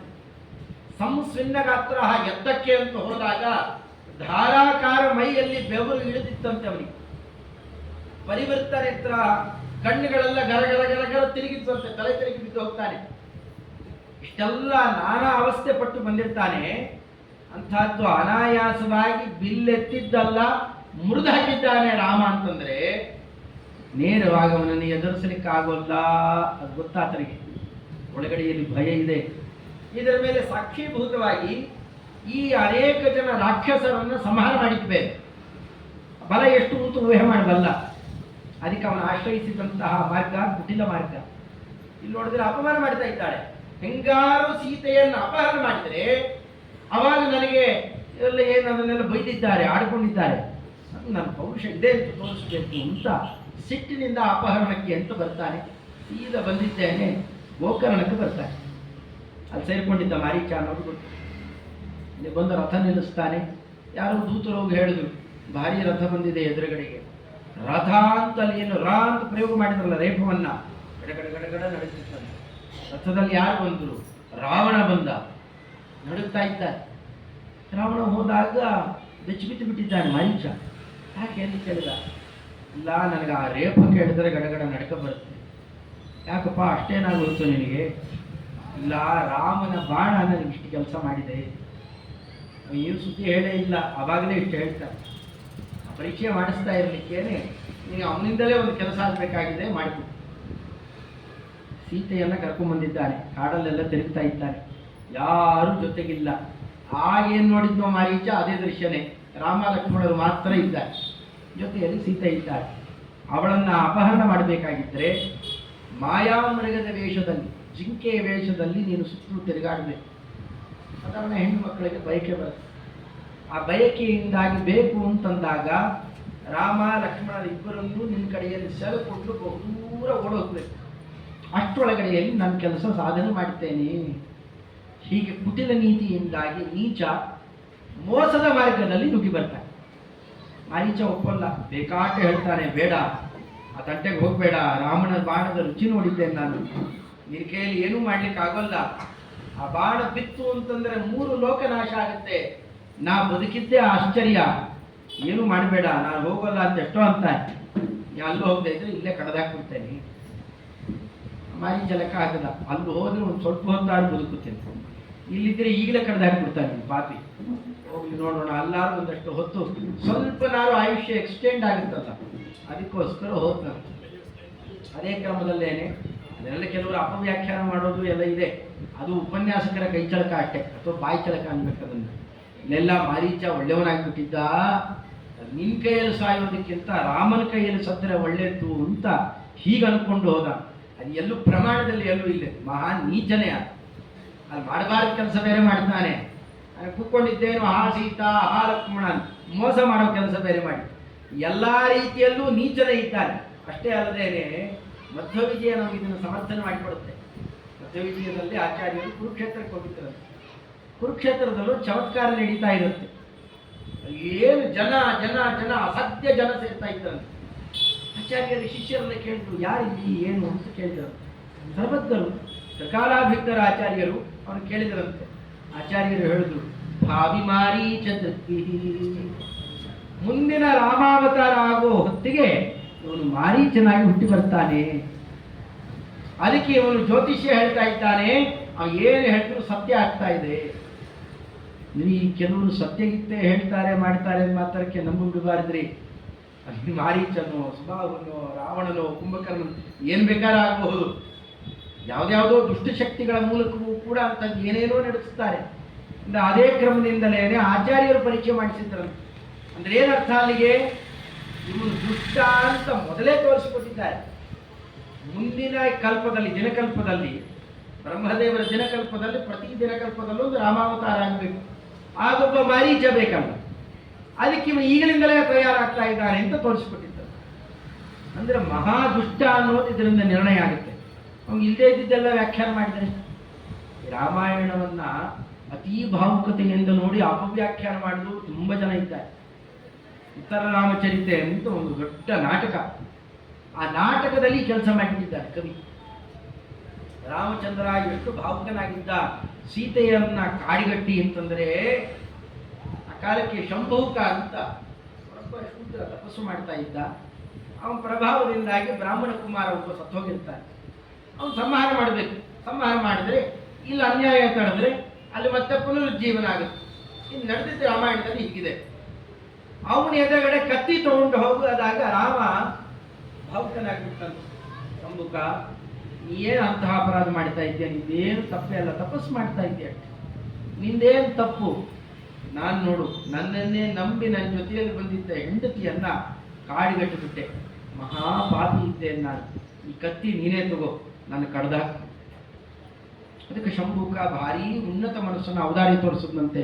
ಇಲ್ಲ ಇಲ್ಲ, ನನ್ನನ್ನು ಕೊಂದು ಬ್ರಾಹ್ಮಣ ಕುಮಾರನನ್ನು ಉಳಿಸಿ ನೀನು ಕೀರ್ತಿವಂತನಾಗಬೇಕು, ಭಾವುಕನಾಗಬೇಡ, ಎದ್ದೇಳು ಅಂತ ಪ್ರಚೋದನೆ ಮಾಡಿ ಅವನು ತಿಳುವಳಿಕೆ ಕೊಟ್ಟು ತಾನು ಬಲಿಯಾಗಿ ಬ್ರಾಹ್ಮಣ ಕುಮಾರನನ್ನು ಉಳಿಸಿದ. ಶಂಭುಕ ಹೀರೋ ಆದ ಅಂತ ತೋರಿಸಿದ. ಏನು ಯಾವ ಕಥೆಯನ್ನು ತಗೊಂಡು ಅಂದರೆ ಏನು ಒಂದೇ ಕಥೆಯನ್ನೇ ಅದನ್ನ ಇಟ್ಕೊಂಡು ಮೋಕ್ಷಕ್ಕೂ ಹೋಗ್ಲಿಕ್ಕೆ ಬರುತ್ತೆ, ತಮಸ್ಸಿಗೂ ಹೋಗ್ಲಿಕ್ಕೂ ಅದೇ ದಾರಿ. ಶಂಭುಕನ ಮದುವೆ ಆಗಿದ್ದು ನಿಜಾನೆ, ಅದು ಯಾರು ಕಿತ್ತಾಕ್ಲಿಕ್ಕೆ ಆಗಲ್ಲ. ಆದರೆ ತಾನೇ ನಿಂತು ಹೀಗೆ ಪ್ರಚೋದನೆ ಮಾಡಿಸ್ಕೊಂಡು ಹೋಗೋ ತ್ಯಾಗಿ ಅಂತ ಚಿತ್ರಣವಾಗಿಟ್ಟಿದ್ದ. ಇಂಥವೆಲ್ಲ ನಾನಾ ಕ್ರಮದಲ್ಲಿ ಉಪಟಳಗಳೆಲ್ಲ ನಡೀತಾವೆ. ಅದರಲ್ಲಿ ಏನು ತಮಸ್ಸಿಗೆ ಮಾಡಿಕೊಳ್ಳುವ ದಾರಿ ಅದಲ್ಲ. ಅದೇ ಚರಿತ್ರೆಯೇ ತಮಸ್ಸಿಗೂ ಕಾರಣ ಆಗುತ್ತೆ, ಅಪಾರ್ಥ ಮಾಡಿಕೊಂಡಾಗ. ಆಗ ಮಾರೀಚನಲ್ಲಿ ಇಲ್ಲಿ ಅಪಾರ್ಥ ಮಾಡಿಕೊಳ್ಳುವ ಪ್ರಸಂಗ ಇಲ್ಲ. ವಾಲ್ಮೀಕಿ ರಾಮಾಯಣದಲ್ಲಿ ಅದು ಯಾವುದು ಬಂದಿಲ್ಲ. ನೀಚರೇ ಇಲ್ಲಿಗಿಂತ ಅಲ್ಲೂ ಹೋದ್ರೆ ಒಂದಷ್ಟಾರು ಆಯುಷ್ಯ ಬೆಳೆಯುತ್ತೆ, ಅಥವಾ ಅಕಸ್ಮಾತ್ ತಪ್ಪಿಸಿಕೊಂಡ್ರೆ, ರಾಮನ ಬಾಣದಿಂದ ತಪ್ಪಿಸಿಕೊಳ್ಳೋದು ಬಹಳ ಕಷ್ಟ. ಅಕಸ್ಮಾತ್ ತಪ್ಪಿಸಿಕೊಂಡ್ರೆ ಬದುಕೊಂಡ್ಬಿಡ್ತೀನಲ್ಲ. ಏನೇನೋ ದುರಾಸೆಗಳಿಂದಾಗಿ ಒಳ್ಳೆ ಮಾಯಾಮಯ, ಏನು ಸುವರ್ಣಮಯವಾದಂತಹ ಮೈಬಣ್ಣ, ಅದರಲ್ಲೂ ಚುಕ್ಕೆಗಳು ಬೇರೆ, ಅಂತಹ ಒಳ್ಳೆ ಮೃಗವಾಗಿ ಅಲ್ಲೆಲ್ಲ ತಿರುಗಾಡಿದ್ದಂತೆ. ತಿರುಗಾಡುವಾಗ ಅಮ್ಮನವರು ಕೇಳ್ತಾರೆ, ಏನನ್ನೂ ಕೇಳದೇ ಇದ್ದವರು, ಯಾವ ಬಯಕೆಯನ್ನೂ ತೋರಿಸದೇ ಇದ್ದವರು, ಸ್ವಾಮಿ ನನಗೆ ಆ ಮೃಗ ಬೇಕು. ರಾಮದೇವರು ಪ್ರಶ್ನೆ ಮಾಡ್ತಾರೆ, ಏನು ಆಶ್ಚರ್ಯ ಇದು, ಏನನ್ನೂ ಬಯಸದೇ ಇದ್ದವಳು ರಾಜಕುಮಾರಿ, ಇಲ್ಲಿ ತನಕ ನನಗೆ ಇಂಥದ್ದು ಬೇಕು ಅಂತ ಕೇಳಲೇ ಇಲ್ಲ ನೀನು, ಇಂಥದ್ದು ಆ ಮೃಗ ಕೇಳ್ತಾ ಇದ್ದೀಯಲ್ಲ ಯಾಕೆ? ಏನೂ ಬಯಸದೇ ಇದ್ದವರು ಬಯಸ್ತಾರೆ, ಎಂದೂ ಕೋಪ ಮಾಡದೇ ಇದ್ದವರು ಕೋಪ ಮಾಡ್ತಾರೆ. ಇವೆಲ್ಲ ಏನೋ ಮುಂದೆ ಭಾರಿ ಆತಂಕ ಇದೆ ಅಂತ. ಹಾಗೆ ದ್ರೌಪದಿ ದೇವಿಯರು ಕೇಳ್ತಾರೆ ಕಾಡಿಗೆ ಹೋದಾಗ ಭೀಮಸೇನ ದೇವರನ್ನ, ನನಗೆ ಈ ಪಂಚವರ್ಣದ ಸೌಗಂಧಿಕ ಪುಷ್ಪ ತುಂಬ ಇಷ್ಟ ಆಗಿದೆ, ತಂದು ಕೊಡ್ತೀರಾ? ಅವ್ರೇನು ಜಡೆ ಕಟ್ತಾನೂ ಇರಲಿಲ್ಲ, ಹೂ ಮುಡ್ಕೊಳ್ಳಿಕ್ಕೆ, ಸುಮ್ಮನೆ ಹೂ ಕೇಳೋದಷ್ಟೇ. ಆ ಹೂವಿನ ನೆಪದಲ್ಲಿ ಆಗಿದ್ದೇನು, ಕೋಟಿ ಕೋಟಿ ಸಂಖ್ಯೆಯಲ್ಲಿದ್ದಂತಹ ಮಣಿಮದಾದಿ ದೈತ್ಯರ ಸಂಹಾರ ಅದು ನಡೀಲಿ ಅಂತ ಪ್ರಾರ್ಥನೆ ಮಾಡಿದ ಕ್ರಮ. ಹಾಗೂ ರಾವಣಾದಿ ಎಲ್ಲ ದುಷ್ಟರ ಸಂಹಾರ ಆಗಬೇಕು, ಕಾಡಿ ಬಂದದ್ದೇ ಆ ಉದ್ದೇಶ, ಅವತಾರ ಮಾಡಿದ್ದೇ ಆ ಉದ್ದೇಶ. ಅದನ್ನು ನಡೆಸಲಿಕ್ಕೆ ಅಮ್ಮನವರು ಕೇಳ್ತಾ ಇದ್ದಾರೆ. ಅದು ರಾಮದೇವರು ಪ್ರಶ್ನೆ ಕೇಳಿದ್ರಲ್ಲ, ನೀ ಆ ಜಿಂಕೆ ತಗೊಂಡು ಏನು ಮಾಡ್ತೀಯಾ, ಯಾತಕ್ಕೋಸ್ಕರ ಅದನ್ನೇನು ಕಟ್ಟ ಹಾಕೊಂಡು ಆಟ ಆಡಿಸ್ತೀಯಾ, ಏನು ಮಾಡ್ತೀಯ, ಯಾತಕ್ಕೆ ಬೇಕು ನಿನಗೆ? ಇಲ್ಲ ಇಲ್ಲ, ಕೊಂದುಬಿಡಿ. ಅದನ್ನು ಸಂಹಾರ ಮಾಡಿದಾಗ ಅದರ ಚರ್ಮ ಏನಿದೆಯಲ್ಲ, ಆ ಜಿಂಕೆಯ ಚರ್ಮ, ಅದನ್ನು ತಂದು ಹಾಸಿ ನೀವು ಕೂಡಬೇಕು ಅದರ ಮೇಲೆ, ಅದನ್ನು ಕಣ್ ತುಂಬ ನೋಡಬೇಕು ಅಂತ ನನಗೆ ಬಯಕೆ. ಈಗ ಸುಮ್ಮನೆ ಲೋಕವನ್ನು ಮೆಚ್ಚಿಸುವಂತೆಯೂ ಕೂಡ ಆ ಕ್ರಮದಲ್ಲಿ ನನ್ನ ಸ್ವಂತ ಬಯಕೆ ಅಲ್ಲ, ನನಗೋಸ್ಕರ ಬಯಕೆ ಅಲ್ಲ ಅದು, ಅದು ನಿಮಗೋಸ್ಕರನೇ, ನಿಮ್ಮ ಸೌಂದರ್ಯ ಇಮ್ಮಡಿಯಾದಂತನ್ನು ನೋಡಬೇಕು ಅಂತ ನನ್ನ ಬಯಕೆ, ತಂದು ಕೊಡ್ತೀರಾ? ಲಕ್ಷ್ಮಣನನ್ನ ನೋಡ್ಕೊಳ್ಳಪ್ಪ, ನೀನೇ ಇಲ್ಲಿ ನಿಧಾನ ಮಾಡ್ತಾ ಇರೋ ರಕ್ಷಣೆಯನ್ನ ಅಂತೇಳಿ ಅಲ್ಲಿಂದ ಭಗವಂತ ಹಾರಿ ಹೋಗೋಣ ಅಟ್ಟಿಸ್ಕೊಂಡು ಹೋಗ್ತಾನೆ. ಬೇಕಾಗಿ ಚಿತ್ರ ಅವಕಾಶವನ್ನು ಕೊಡ್ತಾನೆ ಪರಮಾತ್ಮ. ದೂರ ದೂರ ದೂರ ತನಕ ಹೋಗಬೇಕು, ಅಲ್ಲಿ ಅವನಿಗೆ ಬಾಣ ಪ್ರಸಾರ ಮಾಡಬೇಕು. ಅವನು ಸಾಯುವ ಹೊತ್ತಿಗೆ ಅದು ರಾಮನಿಗೆ ಏನೋ ಆಪತ್ತು ಬಂದಿದೆ ಅನ್ನೋ ರೀತಿಯಲ್ಲಿ ಭ್ರಮೆ ಬರುವಂತೆ ಲಕ್ಷ್ಮಣ ಸೀತಾ ಅಂತ, ಹಾ ಲಕ್ಷ್ಮಣ, ಹಾ ಸೀತಾ ಅಂತ ಕೂತ್ಕೊಂಡು ಪ್ರಾಣ ಬಿಡಬೇಕು. ಅದಕ್ಕೆ ತಕ್ಕಂತೆಯೇ ನಡಿಬೇಕಾಗಿದೆ ಮುಂದಿನ ವ್ಯಾಪಾರ. ಅಮ್ಮನವರು ಕೂಡ ನಾಟಕ ಶುರು ಮಾಡಿದ್ದಾರೆ ಆ ಕಾಲದಲ್ಲಿ. ಸೀತಾದೇವಿಯರು, ಲಕ್ಷ್ಮಣ ನಿಮ್ಮಣ್ಣನಿಗೆ ಏನೋ ಆಪತ್ತಾಗಿದೆ, ತಾಯಿ ಶಿವಧರ್ಮ ಭಂಗ ಮಾಡಿದವನು, ಪಾಣಿಗ್ರಹಣ ಮಾಡಿದವನು, ಇಲ್ಲೇ ಈ ಸುತ್ತಮುತ್ತಲು ಏನೇನು ನಡೆದಿದೆ, ಎಷ್ಟು ಜನರ ಶಾಪ ವಿಮೋಚನೆ ಮಾಡಿದ್ದಾನೆ, ಎಂತೆಂಥ ದಿವ್ಯ ವ್ಯಾಪಾರ, ಈಗ ಅಸುರರ ಸಂಹಾರ ಎಲ್ಲ ನೋಡಿ ಕೇಳಿಯೂ ಕೂಡ ಈ ಕ್ರಮದಿಂದಾಗಿ ಪ್ರಶ್ನೆ ಮಾಡ್ತಾ ಇದೆಯಲ್ಲ, ಏನು ಹೇಳಿ ತಾಯಿ, ಅವೆಲ್ಲ ಏನು ಕೇಳಬೇಡಿ, ಏನಾಗಲ್ಲ ಆತನಿಗೆ. ಕ್ರೂರವಾದ ಮಾತನಾಡಿಬಿಡ್ತಾರೆ. ಮುಂದಿನ ಕೆಲಸ ನಡೀಲಿ ಅಂತಲೇ. ಅಂದರೆ ಸ್ತ್ರೀಯರು ಎಷ್ಟು ನಾಜೂಕಾಗಿರಬೇಕು ಅನ್ನೋದನ್ನು ತೋರಿಸಿಕೊಟ್ಟ ಮಾತು. ಇಲ್ಲ, ನನ್ನ ಮೇಲಿನ ಬಯಕೆ ಇದೆ ಅನ್ಸತ್ತೆ, ಅಣ್ಣನಿಗೇನಾರು ಹಾನಿಯಾಗಿ ಹೋಗಲಿ, ಆಗ ಏಕಾಂತದಲ್ಲಿ ನಾ ಸಿಗ್ತೇನೆ, ನನ್ನನ್ನು ಬಯಸು ನೀನು ಈ ರೀತಿಯಲ್ಲಿ ಮಾತಾಡ್ತಾ ಇದ್ದೀಯಾ ಅಂತ ಅಂದ್ಬಿಡ್ತಾರೆ.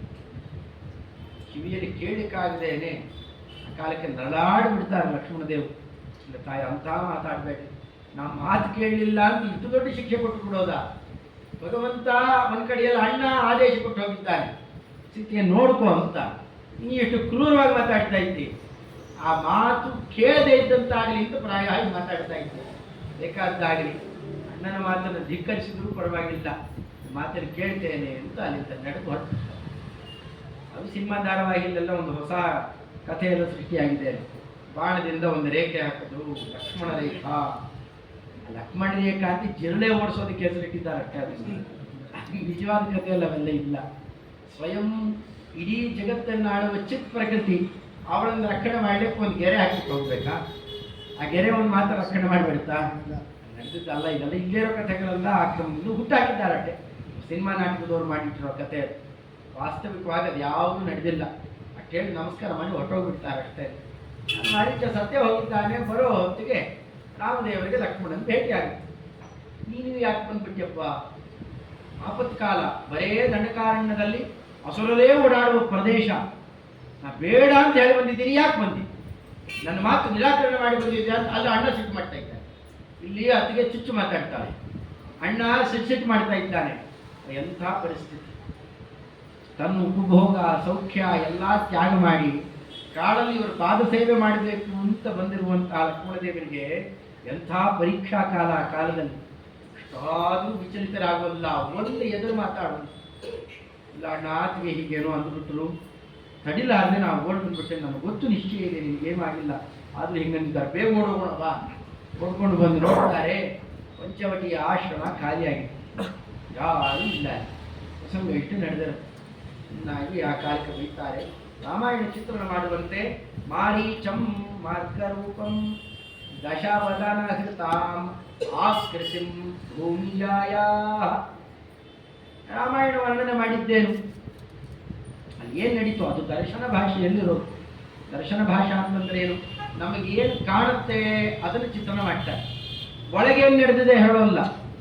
ಅದು ಕೆಲವೆಲ್ಲ ನಾವು ತಿಳ್ಕೊಳ್ಬೇಕಾದ್ರೆ ಹಿಂದೆ ಮುಂದೆ ವಿಚಾರ ಮಾಡಿ ನಾವು ತಿಳಿಬೇಕಾಗತ್ತೆ.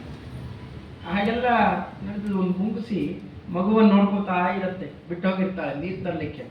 ಅದೆಲ್ಲ ಪಠ್ಯಪುಸ್ತಕಗಳಲ್ಲೆಲ್ಲ ಇತ್ತು, ಮಕ್ಕಳು ಓದಲಿಕ್ಕೆ. ಆ ಮುಂಗುಸಿ ಬಂದು ನೋಡ್ತಾಳೆ, ನೀರು ತೊಗೊಂಬಂದು ಬಾಯೆಲ್ಲ ರಕ್ತ ಆಗಿದೆ, ಮಗುವನ್ನೇ ಕೊಂದು ಹಾಕಿಬಿಟ್ಟಿದೆ ಅಂತ ಕೊಡ ಜಜ್ಜಿ ಕೊಂದು ಹಾಕಿಬಿಡ್ತಾಳೆ. ಆಮೇಲೆ ಬಂದು ನೋಡಿದ್ರೆ ತೊಟ್ಟಿದ ಮೇಲೆ ಇಳಿತಾ ಇದ್ದಂಥ ಸರ್ಪವನ್ನು ಕೊಂದು ಮಗುವನ್ನು ಪಾಪ ರಕ್ಷಣೆ ಮಾಡಿರುತ್ತೆ. ಹಾಗೆ ಪ್ರತ್ಯಕ್ಷ ನೋಡಿದ್ರು, ಪ್ರಮಾಣಿಸಿ ನೋಡಿ ಅಂದ್ರೆ ಏನರ್ಥ? ಬೇರೆ ಪ್ರಮಾಣಗಳ ಇತ್ಯಾದಿಗಳ ಸಹಾಯದಿಂದ ಮನನ ಮಾಡಬೇಕಾದ ಜವಾಬ್ದಾರಿ ಇದೆ ಅಂತ. ಹಾಗೆ ಬೇರೆ ಪ್ರಮಾಣಗಳನ್ನೆಲ್ಲ ಯೋಜನೆ ಮಾಡಿದರೆ ಬೇರೆ ತುಂಬ ಪ್ರಮಾಣ ಬೇಡ. ಶ್ರೀನಿವಾಸ ಕಲ್ಯಾಣ ಕೇಳಿದ್ರೆ ಗೊತ್ತಾಗುತ್ತೆ. ಶ್ರೀನಿವಾಸ ಕಲ್ಯಾಣದಲ್ಲಿ ಅವಳನ್ನೇ ಮದುವೆ ಆಗಬೇಕು ಅಂತ ಹಠ ಯಾಕೆ ನಿನಗೆ, ಯಾರು ಅಂತ ಬಕುಲ ಮಾಲೆ ಕೇಳ್ತಾರೆ. ಇಡೀ ರಾಮಾಯಣ ಹೇಳ್ಕೊಂಡು ಬರ್ತಾನ. ರಾಮಾಯಣ ಹೇಳ್ಕೊಂಡು ಬಂದು ಇಬ್ಬಿಬ್ಬರು ಎದ್ದು ಬರ್ತಾರೆ. ಅದರಲ್ಲಿ ಇನ್ನೊಬ್ಬಳು ವೇದವತಿ, ಅಗ್ನಿಪುರುಷ ಕರ್ಕೊಂಡ್ ಬಂದಿದ್ದ. ಅಗ್ನಿಪುರುಷನೇ ಕರ್ಕೊಂಡು ಹೋಗಿ ಸೀತೆಯನ್ನ ಕೈಲಾಸಕ್ಕೆ ಬಿಟ್ಟಿದ್ದ. ಮತ್ತೆ ಅಗ್ನಿಪುರುಷನೇ ಕರ್ಕೊಂಡ್ ಬರ್ತಾನೆ. ಅಗ್ನಿ ಪ್ರವೇಶ ಅಂತ ಪರೀಕ್ಷೆಗೆ ನಡೆದಿದ್ದಲ್ಲ ಅದು, ಅಗ್ನಿಪುರುಷನೇ ಕರ್ಕೊಂಡು ಹೋಗಿದ್ನಲ್ಲ, ಅದಕ್ಕೆ ಕರ್ಕೊಂಡ್ ಬರ್ತಾನಲ್ಲಿ. ಇವೆಲ್ಲ ಪ್ರಕರಣಗಳನ್ನ ಸ್ವಯಂ ಕೃಷ್ಣ ಪರಮಾತ್ಮ ಅಥವಾ ಅಲ್ಲಿ ಕೃಷ್ಣ ಅಂತ ಹೇಳ್ಕೊಂಡು ಶ್ರೀನಿವಾಸ ತಾನೇ ಅದನ್ನೆಲ್ಲ ಹೇಳ್ತಾನೆ. ಭವಿಷ್ಯೋತ್ತರ ಪುರಾಣದಲ್ಲಿ ಇವತ್ತಿಗೂ ಮುದ್ರಣ ಆಗ್ತಾ ಇದೆ. ಅಂದ್ರೆ ಆ ಪ್ರಕರಣವನ್ನು ಇಲ್ಲಿ ಯೋಜಿಸಿಕೊಂಡ್ರೆ ಏನರ್ಥ ಬಂತಲ್ಲಿಗೆ? ಸೀತಾದೇವಿಯರನ್ನು ಅಪಹರಣ ಮಾಡಿದ್ದಲ್ಲ, ಆಕೃತಿಂ ಭೂಮಿಜಾಯ. ಹಾಗಾದ್ರೆ ವಸ್ತುಸ್ಥಿತಿ ಏನು ನಡೆದಿತ್ತಿಲ್ಲಿ ಆಚಾರ್ಯರು ತಮ್ಮ ನಿರ್ಣಯದಲ್ಲಿ ಸ್ಪಷ್ಟಪಡಿಸಿದ್ದಾರೆ. ವೇದವತಿ ದೇವಿ ಅಂತ ಕುಶಧ್ವಜನ ಮಗಳು, ಕುಶಧ್ವಜ ಅಂತ ರಾಜ. ಆ ಕುಶಧ್ವಜನ ಮಗಳು ಒಳ್ಳೆ ವೇದಶೀಲ, ಧರ್ಮಶೀಲ. ಅವನ ಮನೆಯಲ್ಲ ಅವತಾರ ಮಾಡಿರುವ ಸಾಕ್ಷಾತ್ ಲಕ್ಷ್ಮೀದೇವಿಯೇ. ಮತ್ತು ವೇದವತಿ ಯಾರೋ ಅಂತ ಇವತ್ತಿಗೂ ಅದೆಲ್ಲ ಗದ್ದಲ ಮಾಡಿದ್ದಾರೆ. ವೇದವತಿ ಯಾರೋ, ಪದ್ಮಾವತಿ ಬೇರೆ ಯಾರೋ, ಲಕ್ಷ್ಮೀದೇವಿ ಅಲ್ಲ ಅಂತ. ಖಂಡಿತ ಅಲ್ಲ, ಸಾಕ್ಷಾತ್ತಾಗಿ ಲಕ್ಷ್ಮೀದೇವಿಯೇ. ಅದಕ್ಕೆ ಮುಂದೆ ಹೇಳ್ತಾನೆ ರಾಮದೇವರು, ಈ ವೇದವತಿ 28ನೇ ಕಲಿಯುಗದಲ್ಲಿ ಮದುವೆ ಮಾಡಿಕೊಡ್ತೇನೆ ನಾನು ಸಂಧಿಕಾಲದಲ್ಲಿ. ಅಲ್ಲಿ ತನಕ ಏನ್ ಮಾಡ್ತಾ ಇರಬೇಕು, ಎಲ್ಲಿರ್ಬೇಕು ಇವಳು? ತಾವತ್ ಬ್ರಹ್ಮಣ ಪೂಜಿತಾ ಭವೇ, ತಾವತ್ ಬ್ರಹ್ಮಲೋಕೆ ಬ್ರಹ್ಮಣ ಪೂಜಿತಾ ಭವೇ. ಅಲ್ಲಿ ತನಕ ಕಾಲಗಳು ಯುಗಗಳು ಕಳಿಬೇಕಲ್ಲ, ಅಲ್ಲಿ ತನಕ ಬ್ರಹ್ಮಲೋಕದಲ್ಲಿ ಚತುರ್ಮುಖ ಬ್ರಹ್ಮದೇವರಿಂದ ಪೂಜ್ಯರಾಗಿ ಇರಲಿ. ಬ್ರಹ್ಮದೇವರು ಯಾರಿಗೆ ಪೂಜೆ ಮಾಡ್ತಾರೆ? ಕಕ್ಷಾ ತಾರತಮ್ಯ ಗೊತ್ತಿದ್ದರೆ ತಾರತಮ್ಯ ಇಷ್ಟು ಉಪಯೋಗ ಬೀಳುತ್ತಿಲ್ಲ. ಕಕ್ಷಾ ತಾರತಮ್ಯ ಗೊತ್ತಿದ್ದರೆ ಬ್ರಹ್ಮದೇವರ ಸ್ಥಾನ ಯಾವುದು? 3ನೇದು. ಅವ್ರ ಮೇಲಿರುವ ಪೂಜ್ಯರು ಯಾರ್ಯಾರು? ಅಲ್ಲಿ ಯಾರಾಗ್ತಾಳೆ ವೇದವತಿ ದೇವಿ? ಬೇಡದೇ ಬೇಡ, ಬೇರೆ ಪ್ರಶ್ನೆಗಳಿಗೆ ಅವಕಾಶವೇ ಇಲ್ಲ. ಇಷ್ಟೇ ಅಲ್ಲ, ಕಮಲಾಯ ಅವತಾರತ್ವಾತ್ ಪದ್ಮಾಯ ಅವತಾರತ್ವಾತ್ ನಾಮ್ನಾ ಪದ್ಮಾವತಿ ಶುಭ ಅಂತ ವೆಂಕಟೇಶ್ ಕಲ್ಯಾಣದಲ್ಲಿ ಪದ್ಮಾದೇವಿಯ ಅವತಾರರಾದ್ದರಿಂದಾಗಿ ಇವಳಿಗೆ ಪದ್ಮಾವತಿ ಅಂತ ನಾಮಕರಣ ಮಾಡಿದ್ರು. ಯಾರು ಪದ್ಮ? ರಮಾ, ಪದ್ಮ, ಮಾ, ಕಮಲ ಅಂತೇಳಿ ಯಾರು ಕರೀತಾರೆ? ಅದರಿಂದ ಇಲ್ಲಿ ಸಂದೇಹಕ್ಕೆ ಅವಕಾಶವೇ ಇಲ್ಲ. ವೇದವತಿ ದೇವಿ ಅಂದ್ರೆ ಸಾಕ್ಷಾತ್ತಾಗಿ ಅದು ಲಕ್ಷ್ಮೀದೇವಿಯೇ. ಆದರೆ ಇಲ್ಲಿ ನಡೆದದ್ದು ಏನು ಹಾಗಾದ ಪ್ರಸಂಗ? ವೇದವತಿ ದೇವಿಯರು ಮತ್ತೊಂದು ರೂಪವನ್ನು ಸ್ವೀಕಾರ ಮಾಡಿ ವೇದವತಿ ರೂಪದಲ್ಲಿ ತಪೋವಿಶೇಷವನ್ನು ಮಾಡ್ತಾ ಭಗವಂತನೇ ತನ್ನ ಪತಿಯಾಗಬೇಕು ಅಂತ ಸಮುದ್ರದ ತೀರದಲ್ಲಿ ಕೂತಿರ್ತಾರೆ. ಅದು ಉತ್ತರಕಾಂಡ ರಾಮಾಯಣದಲ್ಲಿ ಬಂದಿದೆ ಇದು. ಆ ಹೊತ್ತಿಗೆ ಈ ನೀಚ ರಾವಣ ಎಲ್ಲಿ ಹೆಣ್ಣು ಕಂಡ್ರು ಅಪಹಾರ ಮಾಡ್ತಿದ್ದಂತೆ. ಅತ್ಯಂತ ಕೆಟ್ಟ ನೀಚ ಆತ. ಬಾಲಾಪಹಾರಿ ಅಂತ ಅವನು ಕರೆದಿದ್ದಾರೆ. ಹೋಗಿ ಅಮ್ಮನವರ ಕೈ ಹಿಡಿಲಿಕ್ಕೆ ಹೋಗಿ ಜಡೆ ಹಿಡಿತಾರೆ. ಅವನು ಸ್ಪರ್ಶ ಮಾಡಿದ್ನಲ್ಲ ಅಂತ ತನ್ನ ಕೈಯನ್ನೇ ಕತ್ತಿ ಮಾಡಿ ಆ ಜಡೆಯನ್ನ ಕತ್ತರಿಸಾಕ್ತಾನೆ. ಕತ್ತರಿಸಿ ಹಾಕಿ, ದುಷ್ಟ ನೀನು ಸ್ಪರ್ಶ ಮಾಡಿದ್ದೀಯಾದ್ರಿಂದಾಗಿ ಈ ಶರೀರ ತ್ಯಾಗ ಮಾಡ್ತೇನೆ, ಉಪಸಂಹಾರ ಮಾಡ್ತೇನೆ ಅಂತ ಅವನ ಮುಂದೆ ಹೇಳ್ತಾ ಅಗ್ನಿಯನ್ನು ಸೃಷ್ಟಿ ಮಾಡಿ ತನ್ನಂತೆ ಇರುವ ಒಂದು ಪ್ರಾಕೃತ ಆಕೃತಿಯನ್ನು ಅಗ್ನಿಯಲ್ಲಿ ಹಾಕ್ತಾನೆ. ಹೆದರಿಕೆ ಆಗುತ್ತೋ ಹೊರಟೋಗ್ಬಿಡ್ತಾನೆ. ನಾನೇ ನಿನ್ನ ನಾಶಕ್ಕೆ ಕಾರಣ ಆಗಿ ಬರ್ತೇನೆ ಅಂತ ಮಾತು ಕೊಟ್ಟಿರ್ತಾನೆ. ಉತ್ತರಾಖಂಡ ರಾಮಾಯಣದಲ್ಲಿದೆ. ಇವತ್ತೆಲ್ಲ ಬೇಕಾದ ತರ್ಜುಮೆಗಳೆಲ್ಲ ಆಗ್ತಾ ಇದ್ದಾವಲ್ಲ, ನೋಡಿ ಅದರಲ್ಲಿದೆ. ಆವಾಗ ಈ ಮಾತನ್ನು ಕೇಳಿ ಗಾಬರಿಯಾಗಿ ಓಡೋಗ್ಬಿಡ್ತಾನೆ ರಾವಣ. ಬೆಂಕಿಯಲ್ಲಿ ಬಿದ್ದ ತಕ್ಷಣ ಏನಾಗುತ್ತೆ ಅಂತ ತಿಳ್ಕೊಳ್ತೇವೆ ನಾವು? ಸುಟ್ಟೋಗುತ್ತೆ ಅಂತ. ಸುಡೋಲ್ಲ ಅಗ್ನಿಪುರುಷ, ಮುಂದಕ್ಕೆ ಬೇಕಾಗತ್ತೆ ಅಂತ ಈ ಗೊಂಬೆ ಎತ್ತಿಟ್ಕೊಂಡಿರ್ತಾನೆ. ರಾವಣ ಅಪಹರಣ ಮಾಡಬೇಕಾಗಿದ್ರೆ ಈ ಶ್ರೀನಿವಾಸ ದೇವರೇ ಹೇಳಿತ್ತು, ರಾವಣನಿಗೆ ಇಬ್ಬರ ಮೇಲೆ ಮಾತ್ರ ಗೌರವ ಇತ್ತಂತೆ. ಒಂದು ಅಗ್ನಿಪುರುಷ, ಇನ್ನೊಂದು ರುದ್ರದೇವರು. ರುದ್ರದೇವರು ಬೆಂತು ತುಳಿದು ಹಾಕಿಬಿಟ್ಟಿತ್ತು. ಅಗ್ನಿಪುರುಷನಲ್ಲಿ ಮಂತ್ರದ ಆಹುತಿ ಕೊಟ್ಟಿದ್ದರಿಂದಲೇ ಇವನಿಗೆ ಮಂತ್ರ ಸಿದ್ಧಿ, ಲೋಕಾಂತರಗಳಿಗೆ ಗಮನ ಮಾಡ್ತಾ ಇದ್ದ.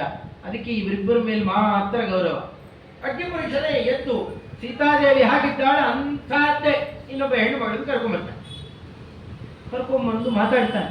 ಇಲ್ಲಪ್ಪ, ಇಂಥ ಚಲುವೆಯನ್ನ ರಾಮ ಕಾಡಿಗೆ ಬಿಟ್ಟು ಹೋಗ್ತಾನೇನು? ನಿಮ್ಗೆ ಗೊತ್ತಿಲ್ಲ, ಇವಳು ಮಾಯಾಮಯೆ, ಇವಳು ಮಾಯ. ಅಲ್ಲಿ ಶಬ್ದ ಆಗಿದೆ, ಬಹಳ ಚೆನ್ನಾಗಿದೆ. ಇವಳು ಮಾಯೆ, ನಿಜವಾಗಿಯೂ ಮಾಯೆ. ಇಲ್ಲಿ ಬಂದಿರುವಂತಹ ವಾಸುದೇವ ಆದಮೇಲೆ ರಾಮದೇವರು, ವಾಸುದೇವನ ಪತ್ನಿಯ ಹೆಸರೇನು? ಮಾಯಾಪತಿ ವಾಸುದೇವ. ಅವಳು ಮಾಯೆ, ಇದು ಭಗವಂತನ ಮಾಯೆ. ನಿನಗೆ ಅರ್ಥ ಆಗೋಲ್ಲ ಇದನ್ನ. ಅದರಿಂದಾಗಿ ನೋಡು, ಅವಳು ವಿಪ್ರಕನ್ಯೆ, ಇಲ್ಲಿದ್ದಾಳೆ ನಿಜವಾದ ಸೀತೆ ಅಂತ ಹೀಗೆ ತೋರಿಸೋಣ. ಅಪಹರಣ ಮಾಡಿಕೊಂಡು ಹೋಗ್ತಾನೆ. ಹಾಗಾದ್ರೆ ಅಲ್ಲಿ ಯಾರಿದ್ರು? ಮಾತುಕತೆ ನಡೀತಿತ್ತಲ್ಲ. ಆಚಾರ್ಯರು ನಿರ್ಣಯ ಕೊಟ್ಟರು, ಪ್ರಮಾಣಾಂತರವನ್ನು ತೋರಿಸಿ ಅಲ್ಲಿ ಇಂದ್ರದೇವರು ಪ್ರವೇಶ ಮಾಡಿದ್ದರು. ದೇವ್ಯಾಶ್ಚ ಸನ್ನಿಧಿಯುತ ವ್ಯವಹಾರ ಸಿದ್ಧೈ. ಮಾತಾಡಲಿಕ್ಕೆ ಮಘವ ಇಂದ್ರದೇವರು ಒಳಗಡೆಯಲ್ಲಿದ್ದರು. ಅವರು ಆ ಸೇವೆಯನ್ನು ಮಾಡಿಬಿಡ್ತಾರೆ. ಇಂದ್ರದೇವರು ಅದ್ಭುತವಾದ ಸೇವಾ ವಿಶೇಷವನ್ನು ಮಾಡಿದ್ದಕ್ಕೋಸ್ಕರನೇ ಪರಮಾತ್ಮ ಮುಂದಿನ ಅವತಾರದಲ್ಲಿ ತನ್ನ ತಂಗಿಯನ್ನು ಕೊಟ್ಟು ಭಾವನೆಂಟ ಅಂತ ಮಾಡ್ತಿದ್ದಾರೆ. ಇದೆಲ್ಲ ನಡೆದಿದೆ ಆ ಕಾಲದಲ್ಲಿ. ಅದಕ್ಕೋಸ್ಕರ ಅಲ್ಲಿ ವ್ಯವಹಾರಕ್ಕೋಸ್ಕರ ಅವರಿದ್ರು. ಅಷ್ಟೇ ಅಲ್ಲ, ವೇದವತಿ ದೇವಿಯೂ ಇದ್ಲು ಅಂತ. ಪ್ರತಿಮೆಗಳಲ್ಲಿ ಯಾಕೆ ಸನ್ನಿಧಾನ ಇರುತ್ತೆ, ಹಾಗಲ್ಲಿ ಸನ್ನಿಧಾನ ಇತ್ತು. ಅದು ಯಾಕಕ್ಕೋಸ್ಕರ, ಅದೆಲ್ಲ ಉಪಯೋಗವಿತ್ತು? ರಾವಣನಿಗೆ ಹೆಚ್ಚು ಪಾಪ ಕಟ್ಟಲಿಕ್ಕೆ ಒಂದು. ಇನ್ನೊಂದು, ಹನುಮಂತ ದೇವರು ನಮಸ್ಕಾರ ಮಾಡ್ತಾರೆ. ತ್ರಿಜಟೆ ಸೇವೆ ಮಾಡ್ತಾಳೆ.